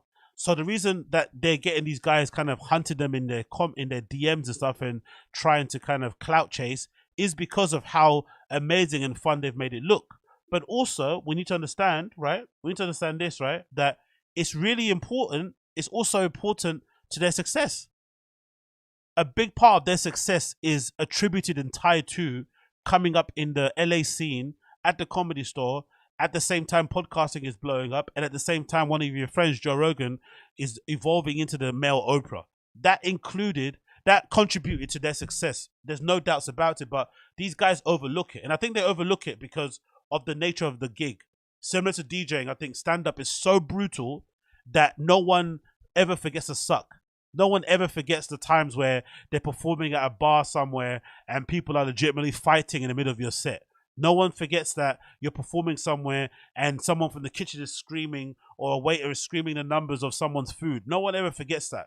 No one forgets allegedly selling tickets, then going to the venue and there's no tickets sold. So the sucks so bad that the guys never forget, but they also don't acknowledge the advantages and the privileges they've been given along the way that have kind of helped them get they want to get to. And some of them, it needs to be said, wouldn't be where they are if they didn't have that cosign rub from Rogan. And the kids nowadays know, especially when you see from people doing influencer content online, the kids nowadays know, they know how important it is and how beneficial it helps to kind of collaborate with people. If you go on someone's podcast and you're a known person, it brings your audience to them, it gets them some views, then that person blows up. They do the same thing to other people. It's like what Joe Rogan's created. Joe Rogan's created this little scene of people where they all go on each other's podcasts and they kind of benefit and help each other by going on each other's shows. So it's no surprise that these kids coming up think if they get a cosign from Joey Diaz, that it's going to get them to the moon because they've seen what it's done for people. Like, look at even Lee Syatt. Lee Syatt started doing comedy now, and maybe you could attribute maybe an early part of his, not success, but his ability to book gigs because of his name recognition with Joey Diaz. Those things help. So I get why he's complaining, but in another side of things, unfortunately, these guys have proven, especially the ones that are not funny, they've proven if you're Brendan, even Brendan's a good example, Brendan Schaub's a good example. If you're Joe Rogan's friend, it can really change your life and change your career, the trajectory of it. So these kids coming up are looking at it and thinking, you know what? If I just do the same thing that these guys did and befriend Joey Diaz, befriend Brian Callen, befriend, Brendan Schaub, Joe Rogan, it could really change my life and make my career go crazy. And it clearly has done for others. So they're not in the wrong for thinking that way, really, if you think about it, and you kind of take your, annoyance out of it a little bit, in my opinion. What people are saying in the chat. Severe Design said, Debate Club, do you think it's necessary to put in years of comedy before you are deemed worthy to have a special? Not really. Nah. The special thing, I think, for better or worse, Brendan Schaub getting a special so early with Showtime essentially blew that all out of the water, and it kind of changed the game because now specials aren't really given to you because of how funny you are or because of how many years in the game you've been in. If anything, specials, like any bits of content online, are more like a, what can you do for me? Like, they're mutually beneficial. For the platform, they're thinking, hey, you've got your own audience, You get tons of views on YouTube and Instagram, and social engagement is crazy. We want to bring some of those eyes and ears to our platform, because most platforms that do video are subscription based, and most of them, in terms of KPIs for the board managers and stuff, are highly dependent on how many members they can get, you know, from their time there. So if they can increase the amount of members by bringing some talent on board and paying them a fee, it's a win-win. So specials aren't about whether you're funny. They're about, can you bring your inbuilt audience to our platform, and then can we convert your audience into paid subscribers? You know, so it's kind of like an acquisition sort of game. It's less about, oh, are they comedically good? Does the style match our style? No, that's why basically Dave Chappelle's still on Netflix. Even though he said what he said about those trans jokes and stuff, people kind of cancel him. They basically kept him on board because he is beneficial to Netflix's bottom line, because a lot of people that sign up to Netflix are signing up to watch fucking Dave Chappelle specials. That's what they're kind of doing. So that's the kind of game at the moment when it comes to specials. It's not about whether or not you're good, and also about, can you bring eyes and ears to my platform, and can I turn and convert your eyes and ears to pay subscribers, which obviously is going to benefit us in the long run. That's clearly what they kind of they're kind of currently thinking in that regard. But I just find it funny that Joe Diaz is complaining about that. Anyway, moving on. Let's see this clip here.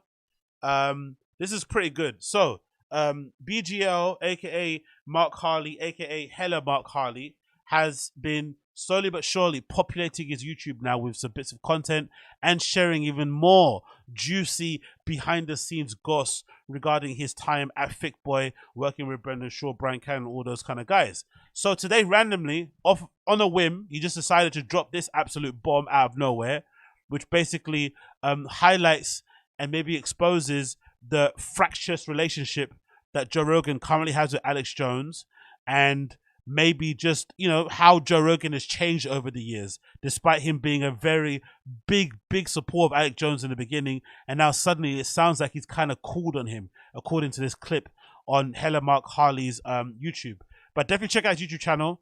I was ragging on the guy a lot because he was being a chatty patty in everyone else's platform, but not getting his own thing sorted out. But definitely go subscribe to Hella Mark Harley's channel. He's slowly but surely populating it and putting stuff on there. So definitely check him out on there and see what it is. Oh, what did it say on there? Okay, I'll read it after it's finished. But yeah, check him out, subscribe there. But let's change the clip. And it's titled, Alex Jones Crashes Joe Rogan's Dinner. And this is a voice note of Brendan Shaw recapping what happened when Alex Jones did crash that said dinner. Yo, so we do the show, it goes great. You saw most of it, so it goes great. And then even though I didn't really plug anything, which is all good, but then we all go to dinner, and Eddie invites Alex Jones, and so Alex Jones is sitting. It went Rogan on one side, me on the opposite. So me and Rogan sitting across each other. Then Callan's next to Rogan, and then next to Callan is Alex Jones, and next to me is Eddie, right? So that's the setup.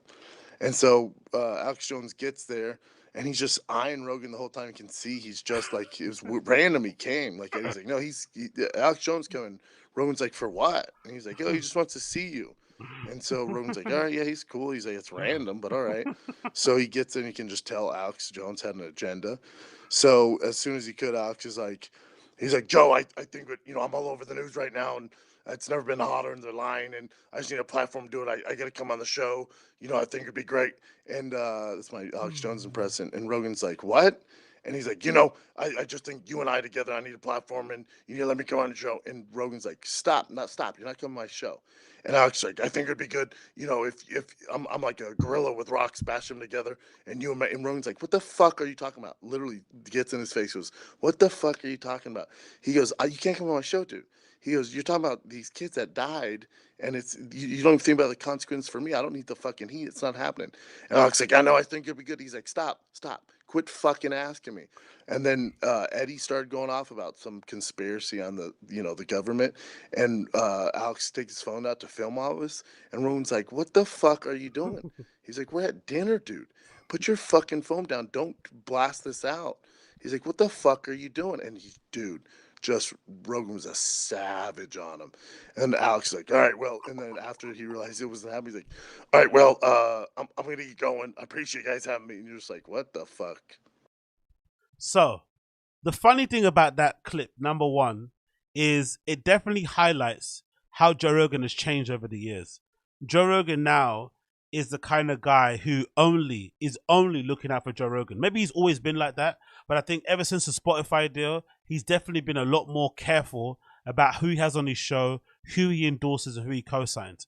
A big example for that, for me, was glaring one, was how he treated the Brian Callen and Chris D'Elia cancellations and when they went through what they went through, right? Chris D'Elia being accused of diddling and running a cult of all these girls that he's getting tattooed and shit and all this sort of crazy shit. And of course, Brian Callen being accused of all the rapes. So when that shit happened, Joe Rogan went radio silent. He didn't speak about those guys ever again. And I think for a long time, maybe it was like a year plus, he didn't even mention Brian Callen's name. Chris D'Elia has been completely excommunicated from his brain. He doesn't even say about him, but he never would mention those guys again. And why I think it was funny was because before that happened, Joe Rogan wouldn't shut up about cancel culture, especially when it concerned Louis C.K. Because the Louis C.K. story, according to people that are in the scene, how they kind of were telling it, it wasn't actually anything bad. It was with consenting adults, but I guess the girls maybe got, they maybe got second thoughts and they maybe complained about it after. But Louis C.K. was known as a guy to always ask permission before he did what he did, and those two girls agreed, and everything was cool, and then later on something changed. So a lot of the guys in the scene were annoyed by it because they all know Louis C.K. and they all know his kinks, and they knew he was always somewhat respectable about it and decent, and it would never try and do anything weird about it. But regardless of what you think about that story, they wouldn't shut up about it. They wouldn't shut up about it. In any other story about cancel culture, they'll be talking about it. Oh, the women are lying, the this, the that, the cancel culture this, cancel culture that, you can't do nothing to. Then the moment cancel culture hits their little community, boom, everyone becomes a fucking monk. No one has anything to say. Everyone was quiet. And the Brian Callen thing, fair enough, with the rapes and the sexual allegation, it's a little bit hard to get involved with. But when it comes to Chris D'Elia and diddling, you'd think people would have a stance, because a lot of those guys in comedy, especially quite a lot of male stand-ups, have daughters. And some of them are maybe close to the ages of girls that allegedly Chris D'Elia might be interested in. But none of them took a moral or principled stance. They all were quiet about it, right? Quiet. But then on the other side, when it comes to Joe Rogan, what's funny about this is that with Alex Jones, for the longest time, people, before even the Sandy Hook thing happened, people were like, Alex Jones is a piece of shit. He's a conspiracy theorist. He kind of, elicits fucking, he's dangerous. He's putting all this stuff out there. He's reckless on his platform. People really didn't like Alex Jones for a long time. One prominent person I think within that scene was Tom Segura, who was kind of clear about how much he disliked Alex Jones.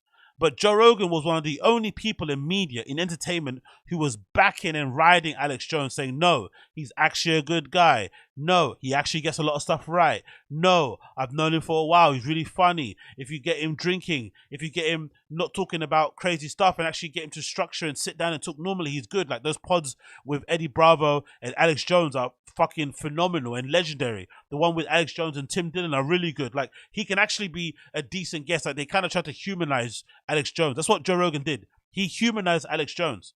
Then the moment things went left for Alex Jones, and in his actual moment of need, when Alex Jones actually needed help, and again, I don't subscribe to him needing the help or being deserving of it, because what he did with those Sandy Hook victims, parents and stuff, and the whole false flag and shit, and the whole crisis actor stuff was horrible. And if he has to lose his career off the back of that, it just is what it is. That's the price you pay for playing that game. But in Alex Jones's favor, look at it from Alex Jones's eyes, the moment he needed Joe Rogan, in his real moment of need, Joe Rogan completely washed his hands of him. Completely. He's never been on the show again since he got obviously, found guilty of what he done with the parents and stuff and got fined that crazy amount of money. I think he's meant to be, declaring bankruptcy soon.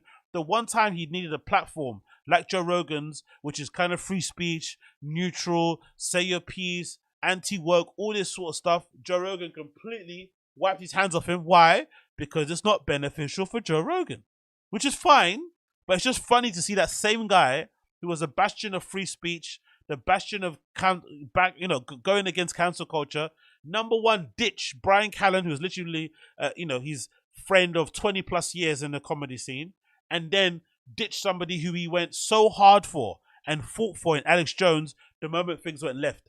So to see that happening and playing out in real time is absolutely hilarious. The other thing that's super hilarious is what Brendan says here in the beginning. This says everything that you need to know about Brendan Shaw's relationship with Joe Rogan, or this makes me think, rewind.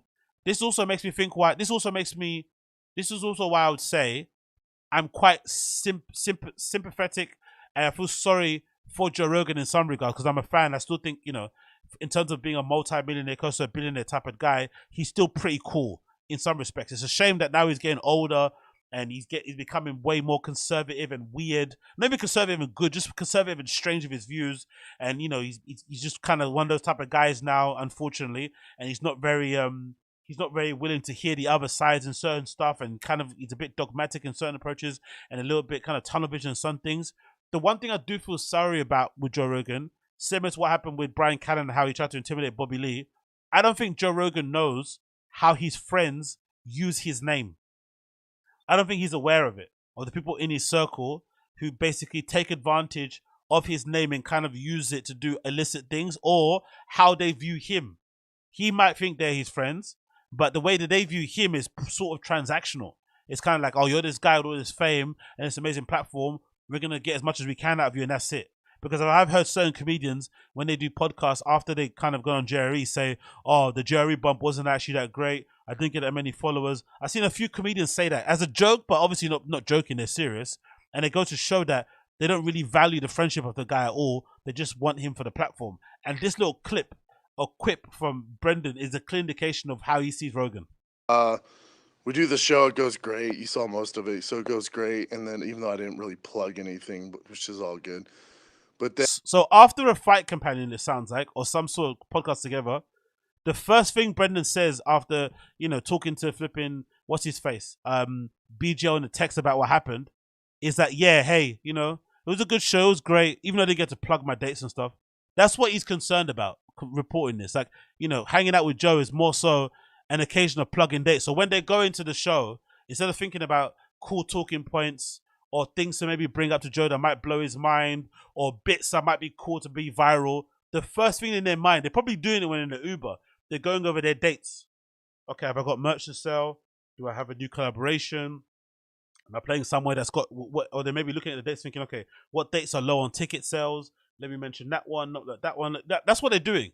They're not even thinking about the show. They're not thinking about how good it will be to see their friend again. Oh, it's been a long time. Joe's in Austin. Let's go hang out with him. Nah, they're just thinking, you know what? What place is low on tickets? Okay, what places? Where can I sell the merch? That's the first thing they got in mind. That's why I feel a little bit sorry for Rogan in that regard. That's who he hangs around with. Do you know what I mean? People like that. And it's also funny in this clip, where Brendan says something like, "Oh, like Joe was surprised that Alex Jones was coming." So clearly, they weren't even talking at that time. He probably completely aired him. So Alex Jones has been probably texting Rogan a lot on the side. Rogan probably left him on scene, on Instagram, on texts, on WhatsApp, and then Alex Jones heard through Eddie Bravo that he was going to be in a restaurant, and then he bum rushed the restaurant. And maybe Eddie Bravo is kind of, you know, feels bad for Jones as well, because he's like, hey, Rogan was your guy and he used to ride for you, and now suddenly you've been, you know, found guilty in court. He doesn't want anything to do with you because he doesn't want to fuck up his fucking Spotify check. I thought that was very telling. That was very, very, very telling in that regard, in that relationship. But Jesus Christ, man, what an absolute mess. The only thing as well to say from it is that how gossipy and chatty patty are these guys? Like, really? Brendan has known Rogan what? Let's say estimate. Brendan's known Rogan 10 plus years, maybe 10 years, right? Rogan as well was a severely private person. Really, really private. Doesn't talk about his family much. Doesn't talk about his wife. Doesn't talk about his kids. Stepdaughter, nothing. Zero. Keeps it stum, keeps it tight. Extended family. Everything's really kind of close circle. Clearly, he's who he hangs out with also. He picks who he hangs out with. I've heard him mention on podcasts what they do when they go to restaurants, because he always gets bothered in restaurants and people want to get signatures and pictures. He'll usually book a private room somewhere. So he goes to a restaurant where it's got like a private dining area. They'll come in through the back and they'll all eat there and hang out and drink, and he'll pay the bill and everything will be amazing. But he's very selective about where he goes. So he can't really go normal places. Can't really go hang out in normal places and do regular things with people and shit. He kind of has to make it, you know, he kind of has to live in this weird little bubble. But Brendan has known Rogan for a while. Brendan only knew BGL for how long? 2 years? 3 years? Maybe 4? But let's say 3. Let's say 4 to be to give him to be charitable. He's known BGL 4 years, and here he is spilling the beans on a pretty, I won't say intimate, but it's a private matter that's gone on between two friends, two former friends that are in this media world. It's hard to navigate. It's hard to figure out what to do, really. If one of your close friends, Alex Jones, turns out to be a little bit of a liar and a charlatan, and he does something crazy, and he gets found guilty in court, and it involves children, and you're Joe Rogan, and you've got a Spotify deal that's still fresh, you don't want to fuck it up. It's a bit of a difficult situation. I'm not saying it's easy, but it's difficult for sure. But it's not going to be helped if you've got a friend that's spilling the beans to strangers, essentially. Because BGL is not a close friend, he's a stranger. And now BGL is in a situation where he's falling out with Brendan, and here he is leaking all this stuff that should be private. And that goes to show these guys, it's not I wouldn't say it's BGL's fault, it's most of these comedians, because they're so gossipy and chatty-patty, they're legitimately telling people that are just new in their lives information about friends that are really like, you know, Long's friends, like actual friends, people they've known for ages. They're like willingly giving them bits of information that should be kept private to friendship groups. It's pretty horrible. So it goes to show that, if anything, if you're a comedian in that circle or in the JRE extended universe or in LA in general, if you want to keep secrets, just don't tell anyone. Maybe tell your partner or whatever, but don't tell anybody in the industry any secret whatsoever, because eventually it will get out. Because I'm sure this story, we've only found out about it now because BGL shared this clip, but I'm sure if you're involved in that kind of little scene of, you know, comedy and Jerry Extended Universe and Bappaverse, I'm sure you would have heard this already. If you're about, you would have probably heard this story. Alex Jones was trying to get on Rogan. Rogan aired him a lot, wasn't answering back his texts, and then Alex Jones ambushed him when they were at dinner and tried to basically pressure Joe Rogan to get him to be on the show again, and Rogan basically chucked him out of the restaurant. I'm sure people have heard that story. And look at them, because they're all chatty patties. They're all chatty patties, and it's absolutely horrible. So really, Brendan, like, you know, as much as Brendan thinks he doesn't have any real friends, Rogan probably is even worse. Because his guy in terms of Brendan is here spilling the beans to a new friend who he doesn't even know. Does even Rogan even know fucking Brendan? Does he? Does Rogan even know? Does Rogan even know BGL? Probably doesn't, but he knows every intimate thing about him. Anyway, let's look at the disclaimer. It looks like BGL's been responding to some of the comments online. What did he say here? I haven't read this. BGL says here, after the video got put out, and I guess he got some response. For anyone complaining that I'm airing out, oh my God, how much text has he written here? Should I press read more? Let's see how much text it is. Oh, okay, cool. One paragraph. For anyone complaining that I'm airing out personal stuff, it's not a good look for me. I'm just giving Bappa a taste of his own medicine. He would constantly use private stories of stuff that happened behind the scenes involving me, or retell anecdotes directly from my personal life as fodder for entertainment on his podcast. And typically, they were full of exaggeration, lies, insults, and both direct and indirect. This is what Brendan believes in. Other people's personal lives and stories should be aired publicly on YouTube for entertainment. Right, Papa? And this doesn't even make him look bad. Just thought it was a funny story, and the Alex Jones impression makes me laugh. I'm like Gorilla with two rocks smashing them together. That's a bit weird, isn't it? Like I said before, I don't really know the answer. I really wish some of you guys in the chat maybe could pontificate. What do you think is BGL Mark Harley's issue here? Because he seems to mention this a lot. He has an issue with Brendan for getting on stage and telling jokes that aren't necessarily true. Which I think is a bit weird of a stick to beat Brendan with, because we all know he's severely unfunny and shouldn't be doing stand-up in the slightest and is devoid of talent, clearly.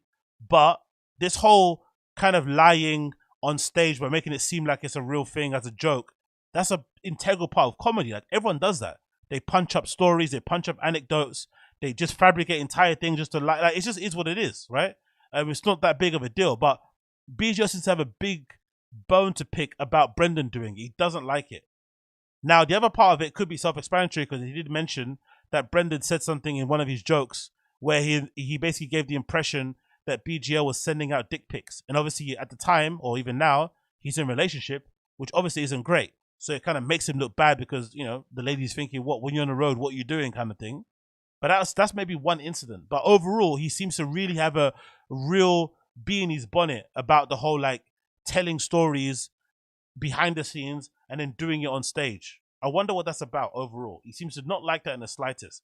But in general also, this message is also a clear indication and reminder that BGO absolutely hates Brendan now, like to the core. And that's why sometimes I don't really have a lot of time for BGO, because I feel like at the time I kind of did respect him in a way, because I felt like, hey, if you're going to be Brendan's friend, despite knowing how much of a douchebag he is, that's somewhat honorable. The fact that you're willing to be someone's friend and be with them and kind of hold them down, even though you know for the most part, you can kind of get why people don't like him. You understand, but you know, you look past it because that's your boy. But then once they fell out, he then started to immediately run to and kind of attack him the way like anybody else would that doesn't really know him too well. I'm not really too sure about that, but this might just all, I might just be answering my own question. This might just do with the money. Because I remember someone mentioned the other day, like even I was saying, like if I was owed a fiver, £10, £20, I would be throwing the craziest wobbler online. So I can't imagine if you're BGO and you're being owed, was it like 10 grand or something? He said, I don't know how much it is, 15. It's in the thousands. Like how crazy that would make you act, and how kind of, you know, reckless and willing to just lay out anything you do just to kind of get your money back, to get a reaction and get the person to kind of acknowledge you. That might be the thing. But yeah, let's see some of the replies. I think his reply was it Jesus Christ or stupid? What is he saying here? I want to see what other people are saying to him about this.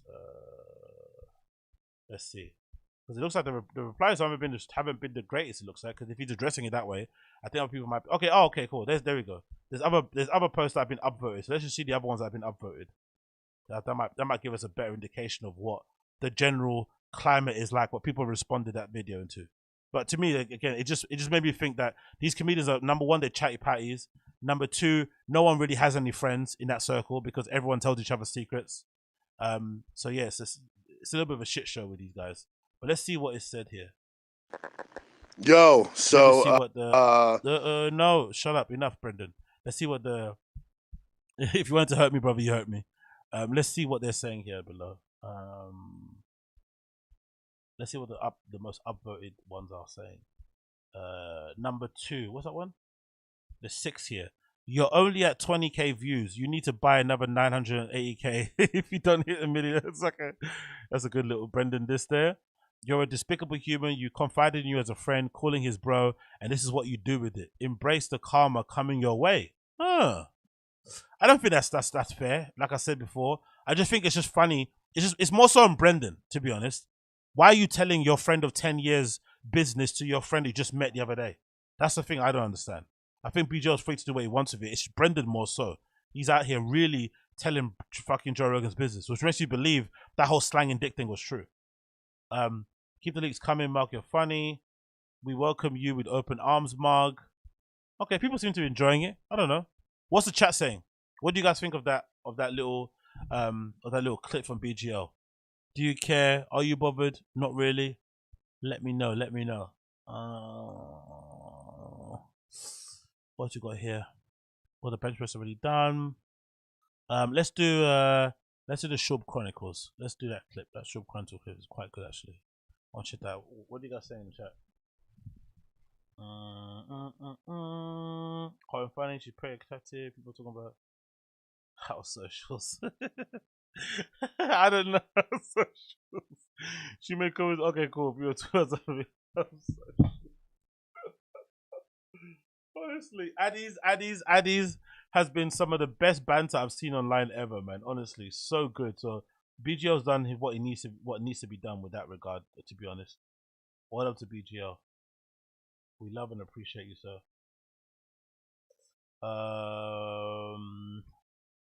So let's continue here. Okay, cool. So what I was gonna say, yeah, let's do the Chronicles.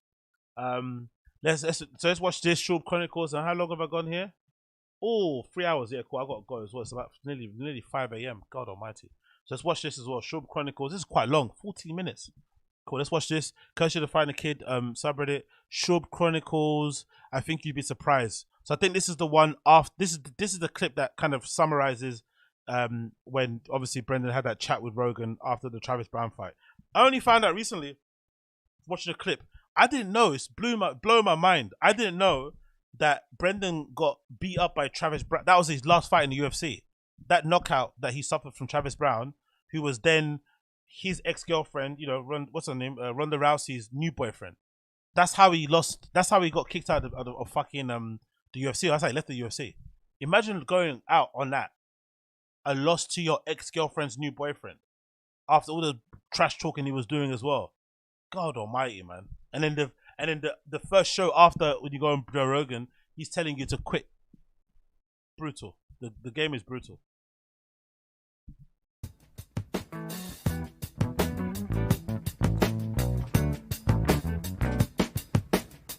Sharp fan, exhausting being a Brendan Sharp fan. Ups and downs, but that's okay, cause we're big dick bandits, big dick bandits, big dick bandits, yeah! That's when it was funny as well. Remember that? Big Dicks Bandits. I used to say that out loud. I was saying that around my friends and stuff, like really cringe. That was a good time, man. Another big dick bandit in the house, ladies and gentlemen, Joe Rogan. That's the worst song ever. Hey, dude, I didn't write one, all right? Hey, don't interrupt my introduction, bro. I'm watching the fight, okay? As I'm watching the fight, there's a lot of things that concern me. You were lunging with like your punches instead of getting there with your footwork and then launching things from the proper distance. You were like really reaching and loading up. You looked very stiff. You looked very stiff. You didn't look fluid. Oh, it's so brutal, man. Joe Rogan is a brutal friend. You know, it just didn't look good. It didn't look like you were well prepared. Like your movement just didn't look like an elite fighter's movement. What you were doing was very, very stiff. It was very stiff, and it was like a lot of apprehension. It was very stiff, very, very clunky, very weird, very bad. No more. In your movement. I just worry. I think you have one foot out the door.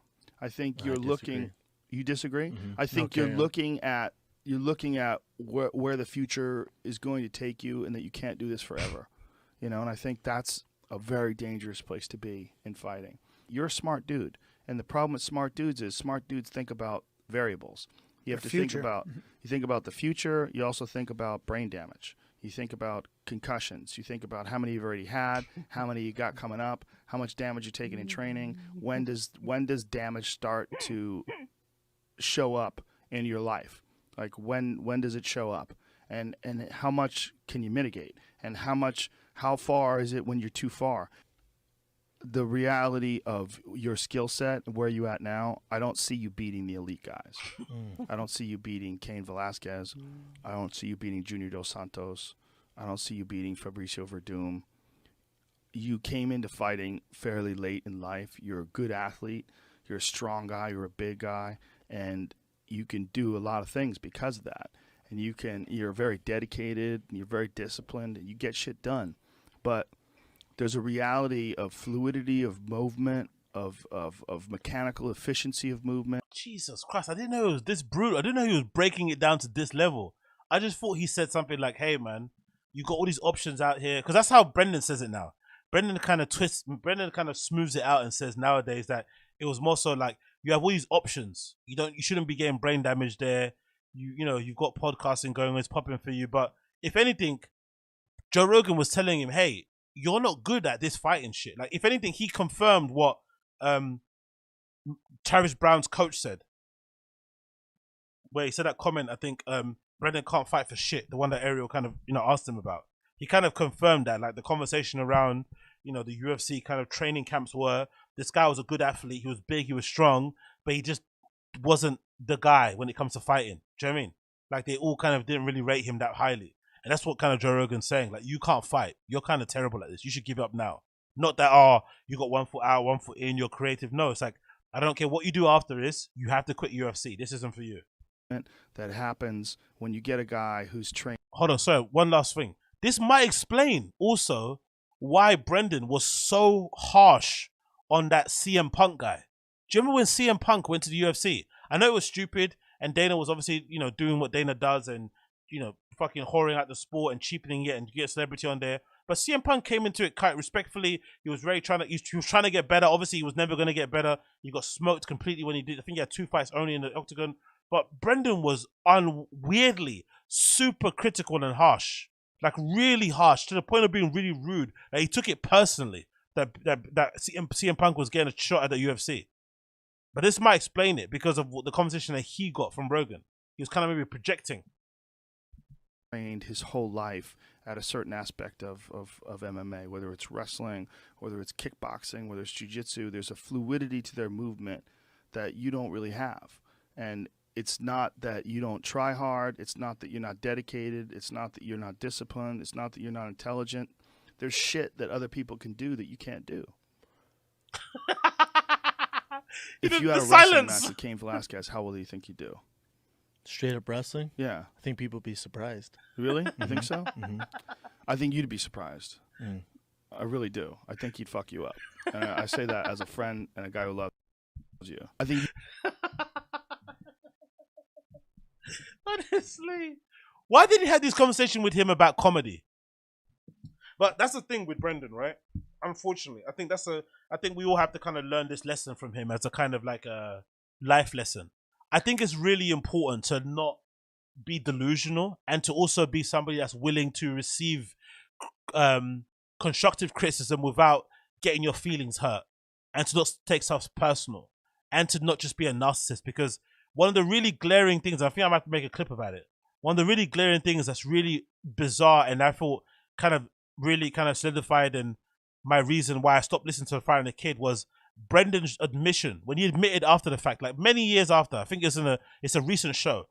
I think they're having a conversation with Brian Callen, and he admits on the, because that's the thing that everyone was saying when "You'd Be Surprised" came out. A lot of people were saying, even on the forums, people that don't like Brendan were like, "How did he get this? How did he release this? How did Brendan watch "You'd Be Surprised," the recording, and think, yeah, this is good?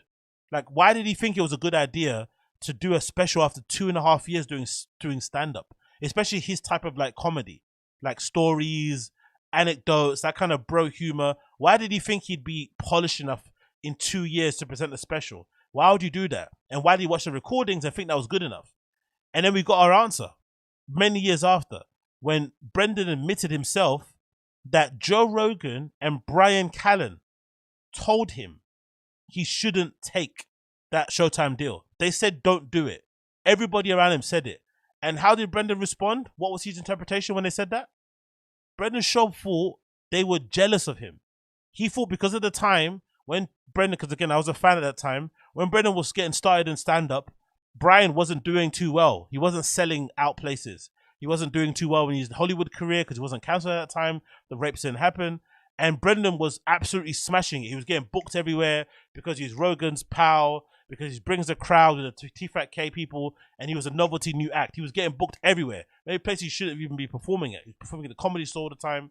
So because of that, they had banter on the show, Brian and Brendan. Oh, I sell more tickets, you don't sell tickets. It was a continual banter. So when Brian said to him, hey, take the Showtime deal, he legitimately thought, no, I'm going to take it. You're just jealous because I'm selling out places more than you. I'm doing little mini theaters and you're still doing like restaurants and casinos. That's the issue. So, you know, for maybe for me saying, oh, why didn't Joe Rogan have this talk with him in comedy? He couldn't, because he didn't really take this conversation too well.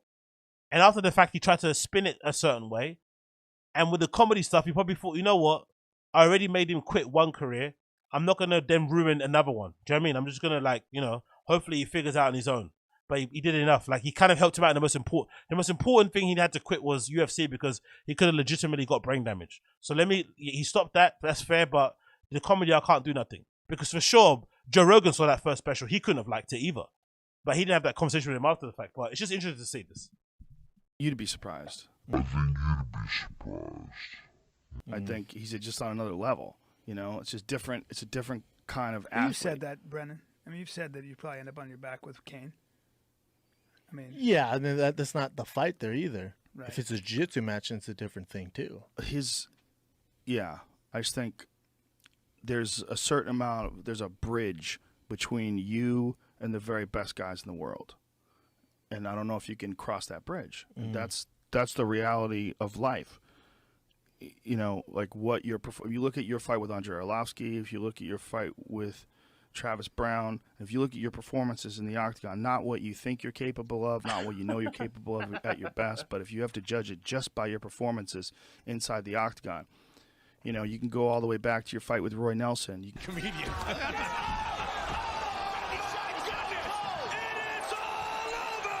You go to your fight with Nogueira. You Always found a way to win. Damn, bro. What a win for Nogueira. can go to your fight with Ben Rothwell. Oh, the spin caught him. Caught him with the elbow, Joe. That spinning elbow is similar to that kind of spinning back kick that thing he did, isn't it? It's like the Weidman one, right? What he did, where you spin, you're too close, and then you start getting enthusiastic. Maybe the same thing with spinning elbow. You see them get knocked, you get enthusiastic, but then you don't realize they kind of sharpen up. So that was a mistake on his part, but the spinning elbow was beautiful, to be fair, from Brendan. Dazed. Yep. Good Pushing right forward hand to by Schaub. Schaub. Schaub out. He's out. And it is all over. Big Ben Rothwell by knockout. Crocop. Well, you knocked out Crocop, but the reality of Crocop is I'm a huge Crocop fan. Crocop has taken way too much fucking damage. For sure. Way Then what about the too much Gonzaga damage. fight? Well, you beat Gonzaga. It was a good fight. Yeah, it was a good fight. Look, you've had good fights. You know, the Chris Tucker fight was very impressive. Like, look, you're a very good fighter.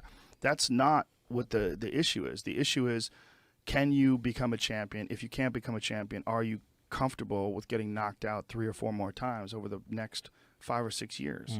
You know, and that is a possibility. It's a possibility. It might not happen. Jesus You Christ.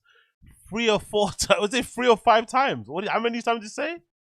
God damn. Can you become a champion? If you can't become a champion, are you comfortable with getting knocked out 3 or 4 more times over the next? Fucking hell. It didn't rate him at all.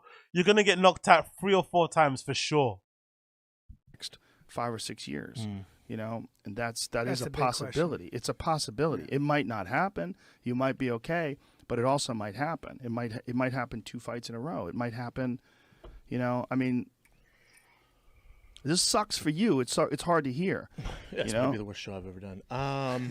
It's hard to hear, but I don't necessarily, and you know me, you're my boy. I don't agree with everything you're saying either. Okay.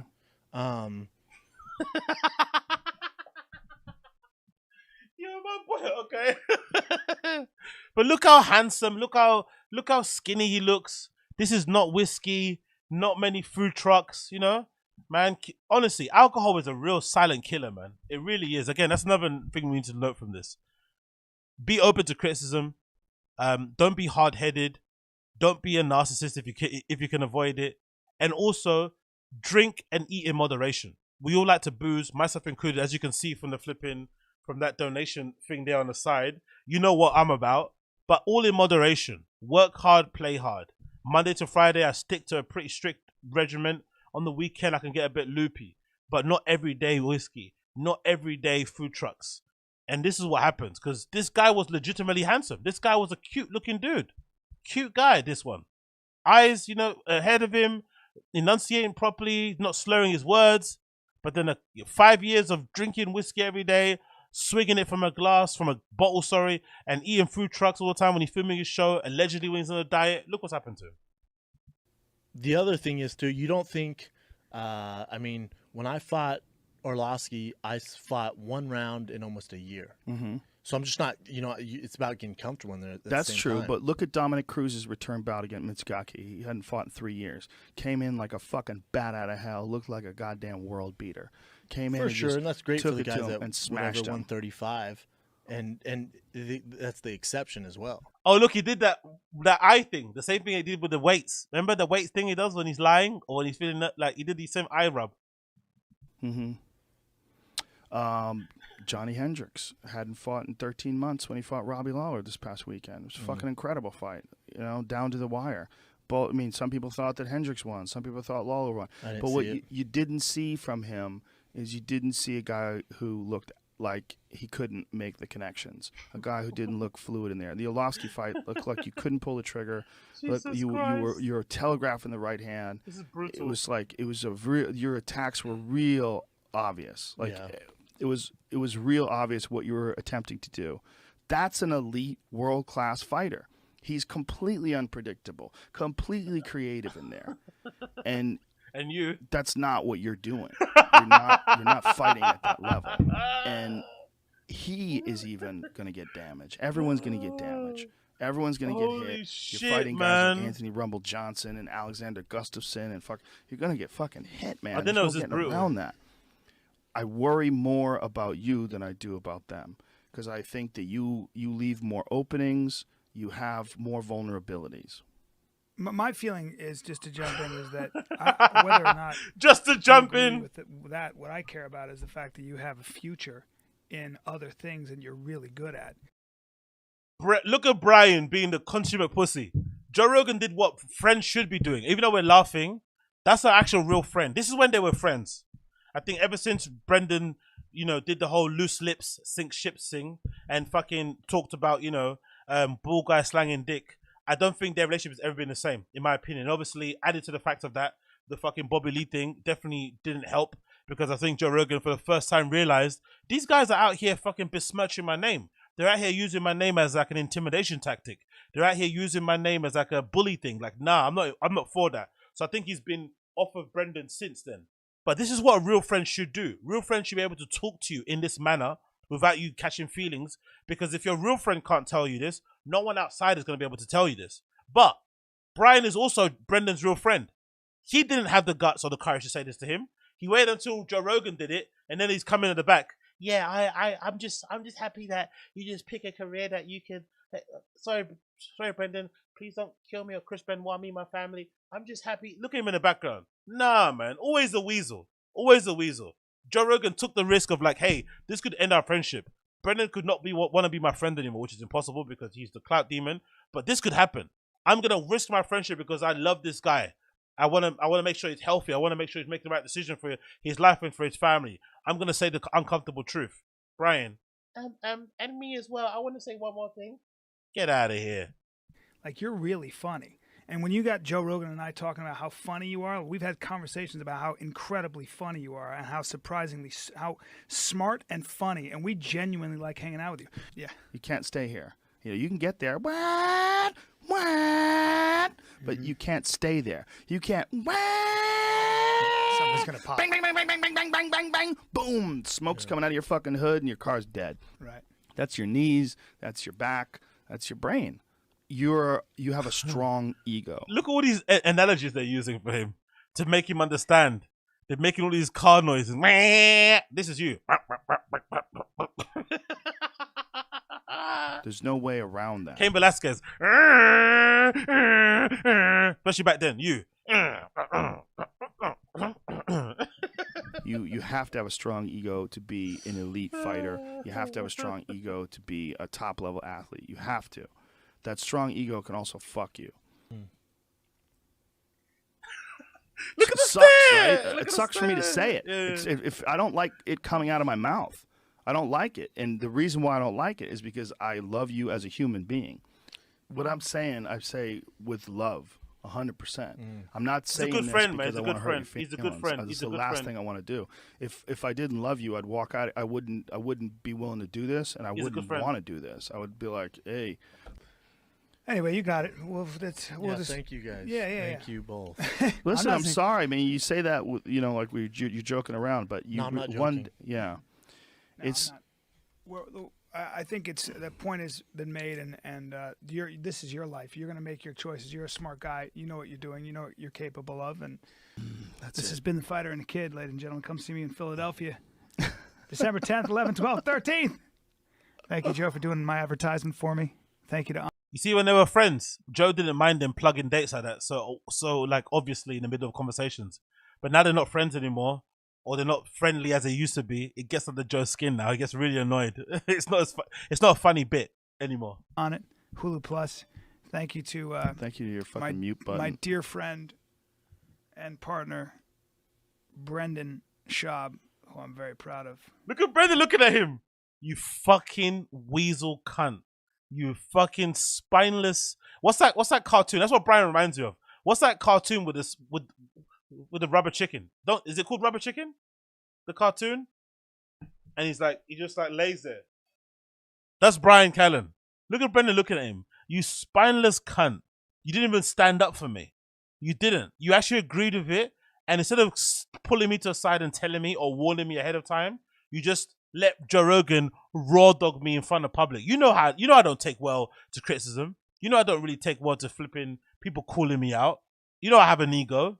How dare you let me be bombarded and abused and assaulted like this.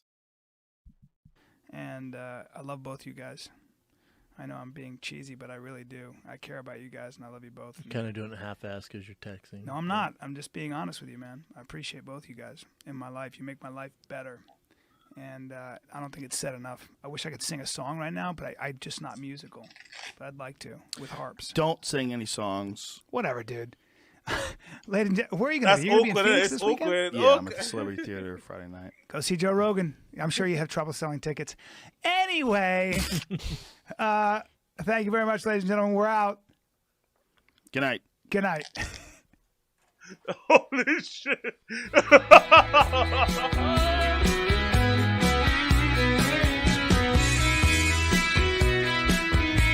Wow, look at these headlines. Rogan tears apart Brendan Schaub on podcast. You're not an elite fighter.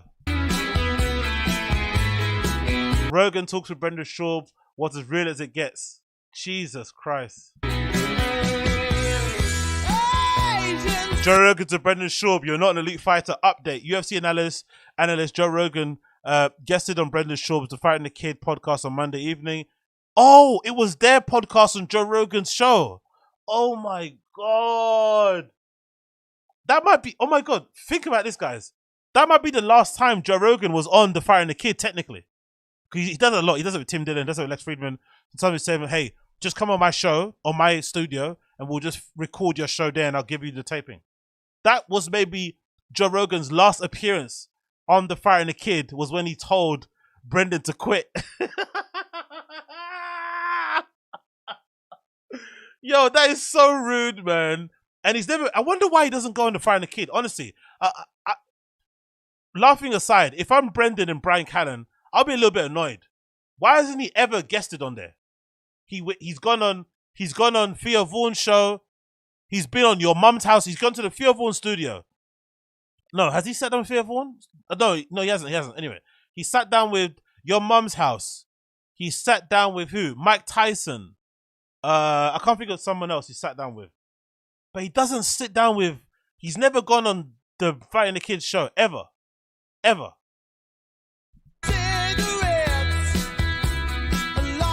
Yeah, exactly, Carlos Lucas. It's like you have a rich friend who never wants to come to your house. Exactly. Why? Just come to mine. I've got the best stuff. Just come to mine. Look at this meme. Oh my God. They replaced Joe Rogan's head on Ben Rothwell. When he did, that's a famous one where he's grabbing the thin air. The headline: Brendan's hilarious Wikipedia edit after Rogan's verbal beatdown. Wow! Look at the record. Oh my God, the edited record. No, Joe Rogan VKO verbal knockout. Oh my God, man. Damn, son. Damn. Okay, that must have been quite hard, right? So I'm looking at his record now. Brendan actually beat Ben Rothwell. Oh, no, so I don't know who that guy was before. No, sorry, lost. Sorry, won. Sorry. Brendan came off of the Ben Rothwell loss. That horrible knockout where he's grabbing to thin air. And he went on a 2-win streak. Lamar Johnson and Matt Mitrione. 2 legit people, right? He beat. So it's no surprise that he was feeling like, I still got something. Because he came back from pretty horrible losses from Nogueira and Rothwell, 2 wins against decent opposition, and then he goes on a 2-loss strike. You know what I mean? Like, damn, son. This Spider and the Kid sponsored by antidepressants. Some people are feeling real sad right now. Real sad right now. Brendan Schaub's feeling real low. Brian could never do that to Brendan now. The dynamic is so different. You could never do that to Brendan now. He'd be too scared to do it. Too scared. But I think he knows that sometimes that's the way it goes. That's the way it goes after a fight. Hey, Brendan, I hope I'm a help to you since I'm your best friend. You're the worst best friend ever. Damn it. The worst. Brian Callen here, the worst best friend of all time.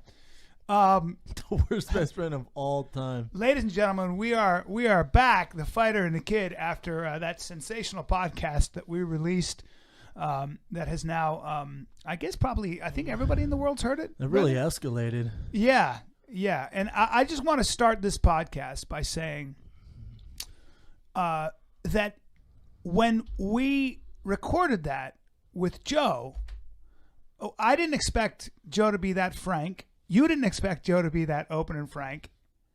And sorry I wasn't any help. You did nothing.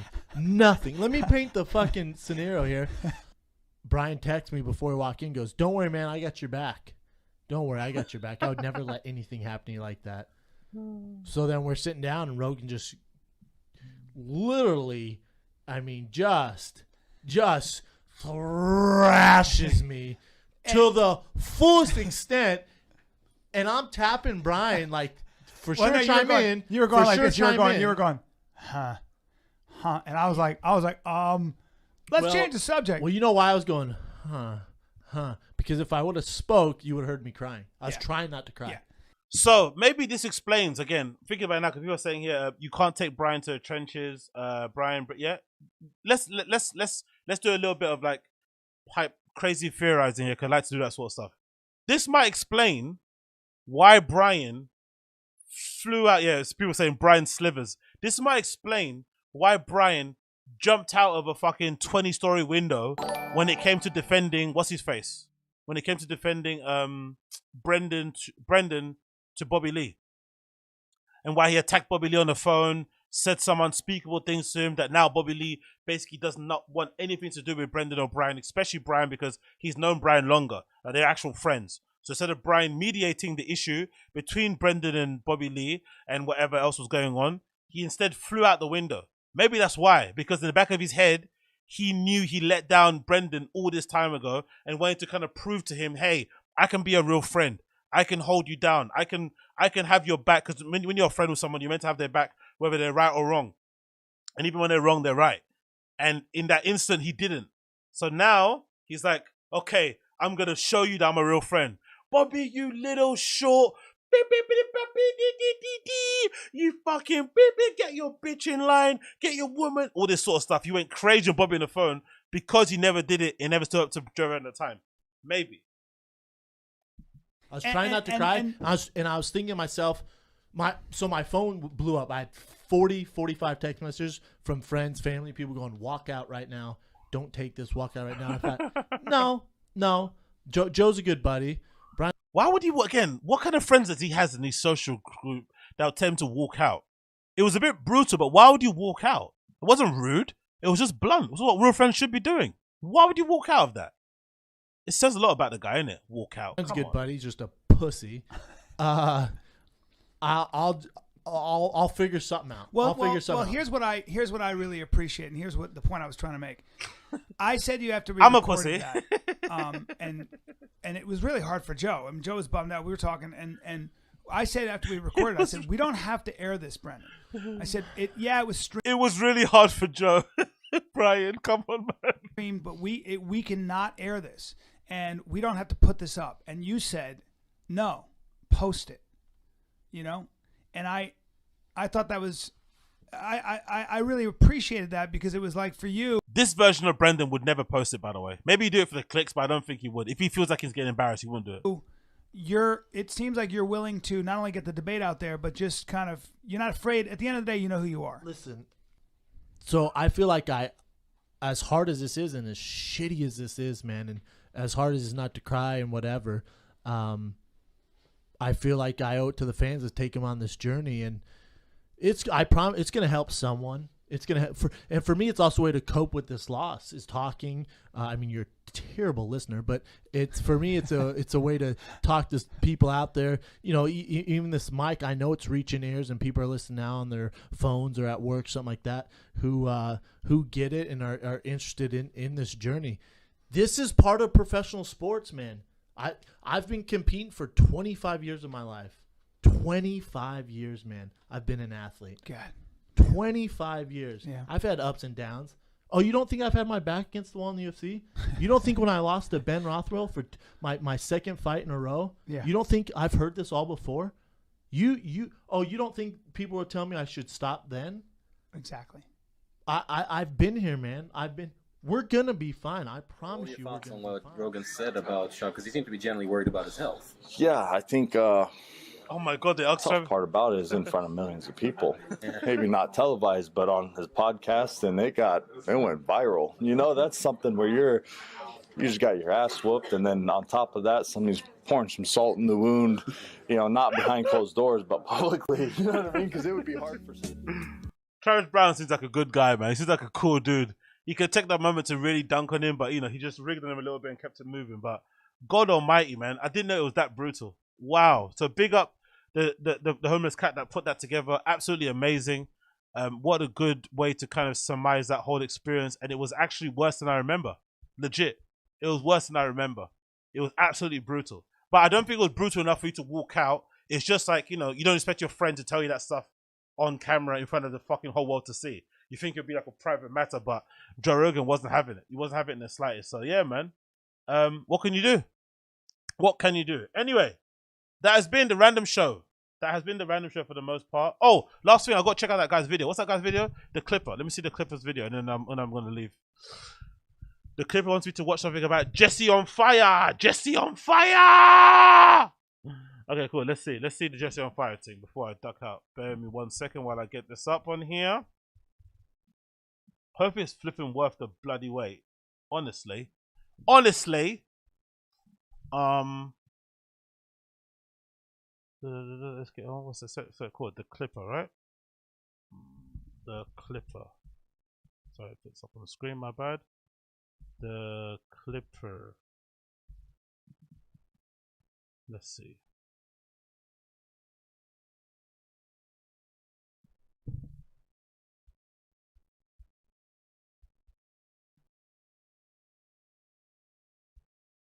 Yep, okay, the Clipper. See, Jesse on fire. Jesse on fire. Bear me a second while I get this up on here. Jesse on fire. What's that? On court lying. Is that the one? Is it here? Oh, maybe what's that? The Clippers. Okay, cool. Maybe it's the Clippers. Someone's saying here. Which you're saying. No, I think it's this guy. I think I remember the logo. I'm pretty sure it's this guy. The Clipper. I remember the logo. Let me see what he says here. Yeah, that's the one. Caught in grooming sting. Let's see this. Chest on fire, grooming. Yeah, let's see. I've not noticed. I don't know what it's about. What's this about?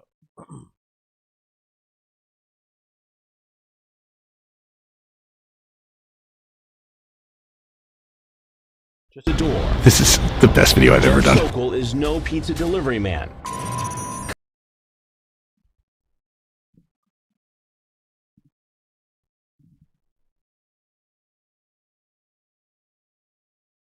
The door. This is the best video I've ever done. Sokol is no pizza delivery man.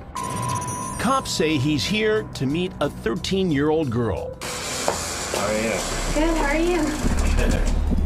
Sokol drove all the way from Boston to our creepy reply. I like it. Your hands are cute. Sokol knows the girl is 13, and he says he knows what he's doing is illegal to 13-year-old girls like this. You know, I could be put in jail if the police found out we were intimate. The only way police would know if we ever got intimate is if someone saw us together or you told the police. Not by me. Blank that. Really nervous. Yeah, I'm okay. Hey yo, what have you got me watching, my guy? What the flip is this? Is this like a what is this, man? Like I thought it was actually something that he done. You're just making this shit up. What is this? I'll settle into it. We can talk about this afterwards.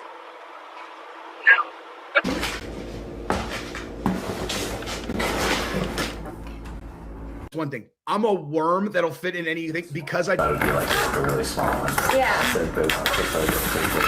Getting arrested is if we got married, LOL. If you were married to me right now, then I wouldn't be breaking the law. It's never cool to hook up with a teenager, obviously. And I was like, but the only thing where you can get redemption is if you're still with her, the same girl, all along when she's 30 years old. It's like, what?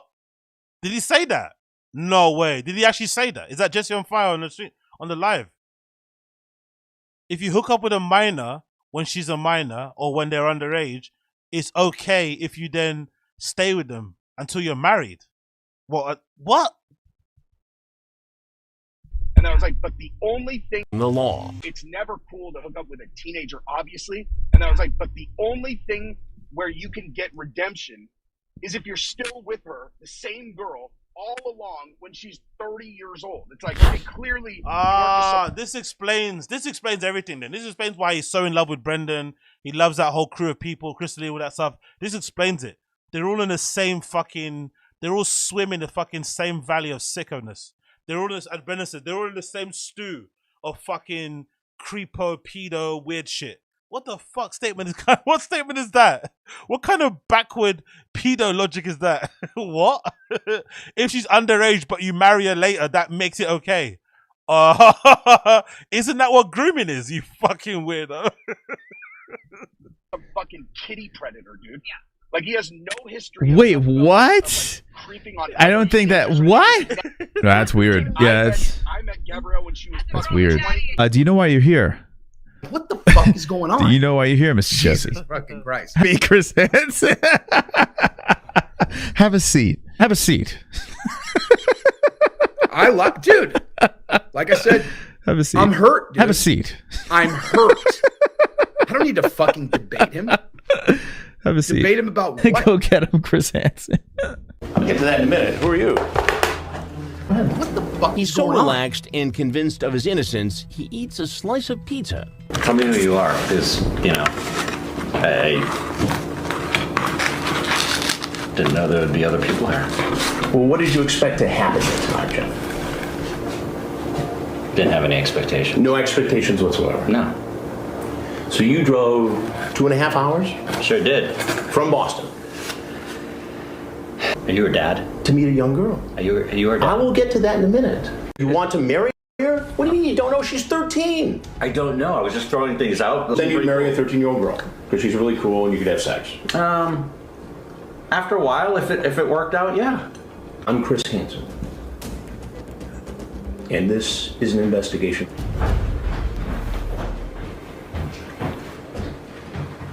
So if there's anything else you want people to know, anything you want to say, now would be a good time to say it.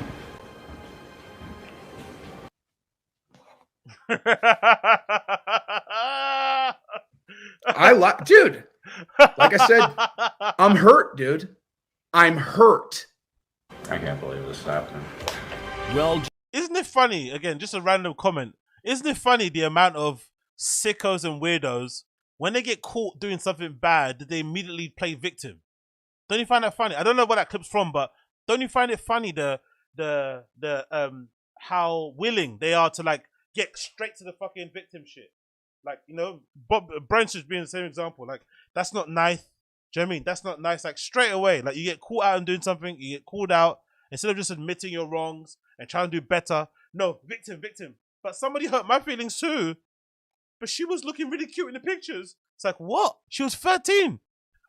Jeff, believe it, is booked, fingerprinted, and poses for a mugshot. Cops read him his rights. Anything you say or statements you make may be used against you. He waives his right to remain silent, and the arrogance he displayed during my confrontation comes out in the police interrogation.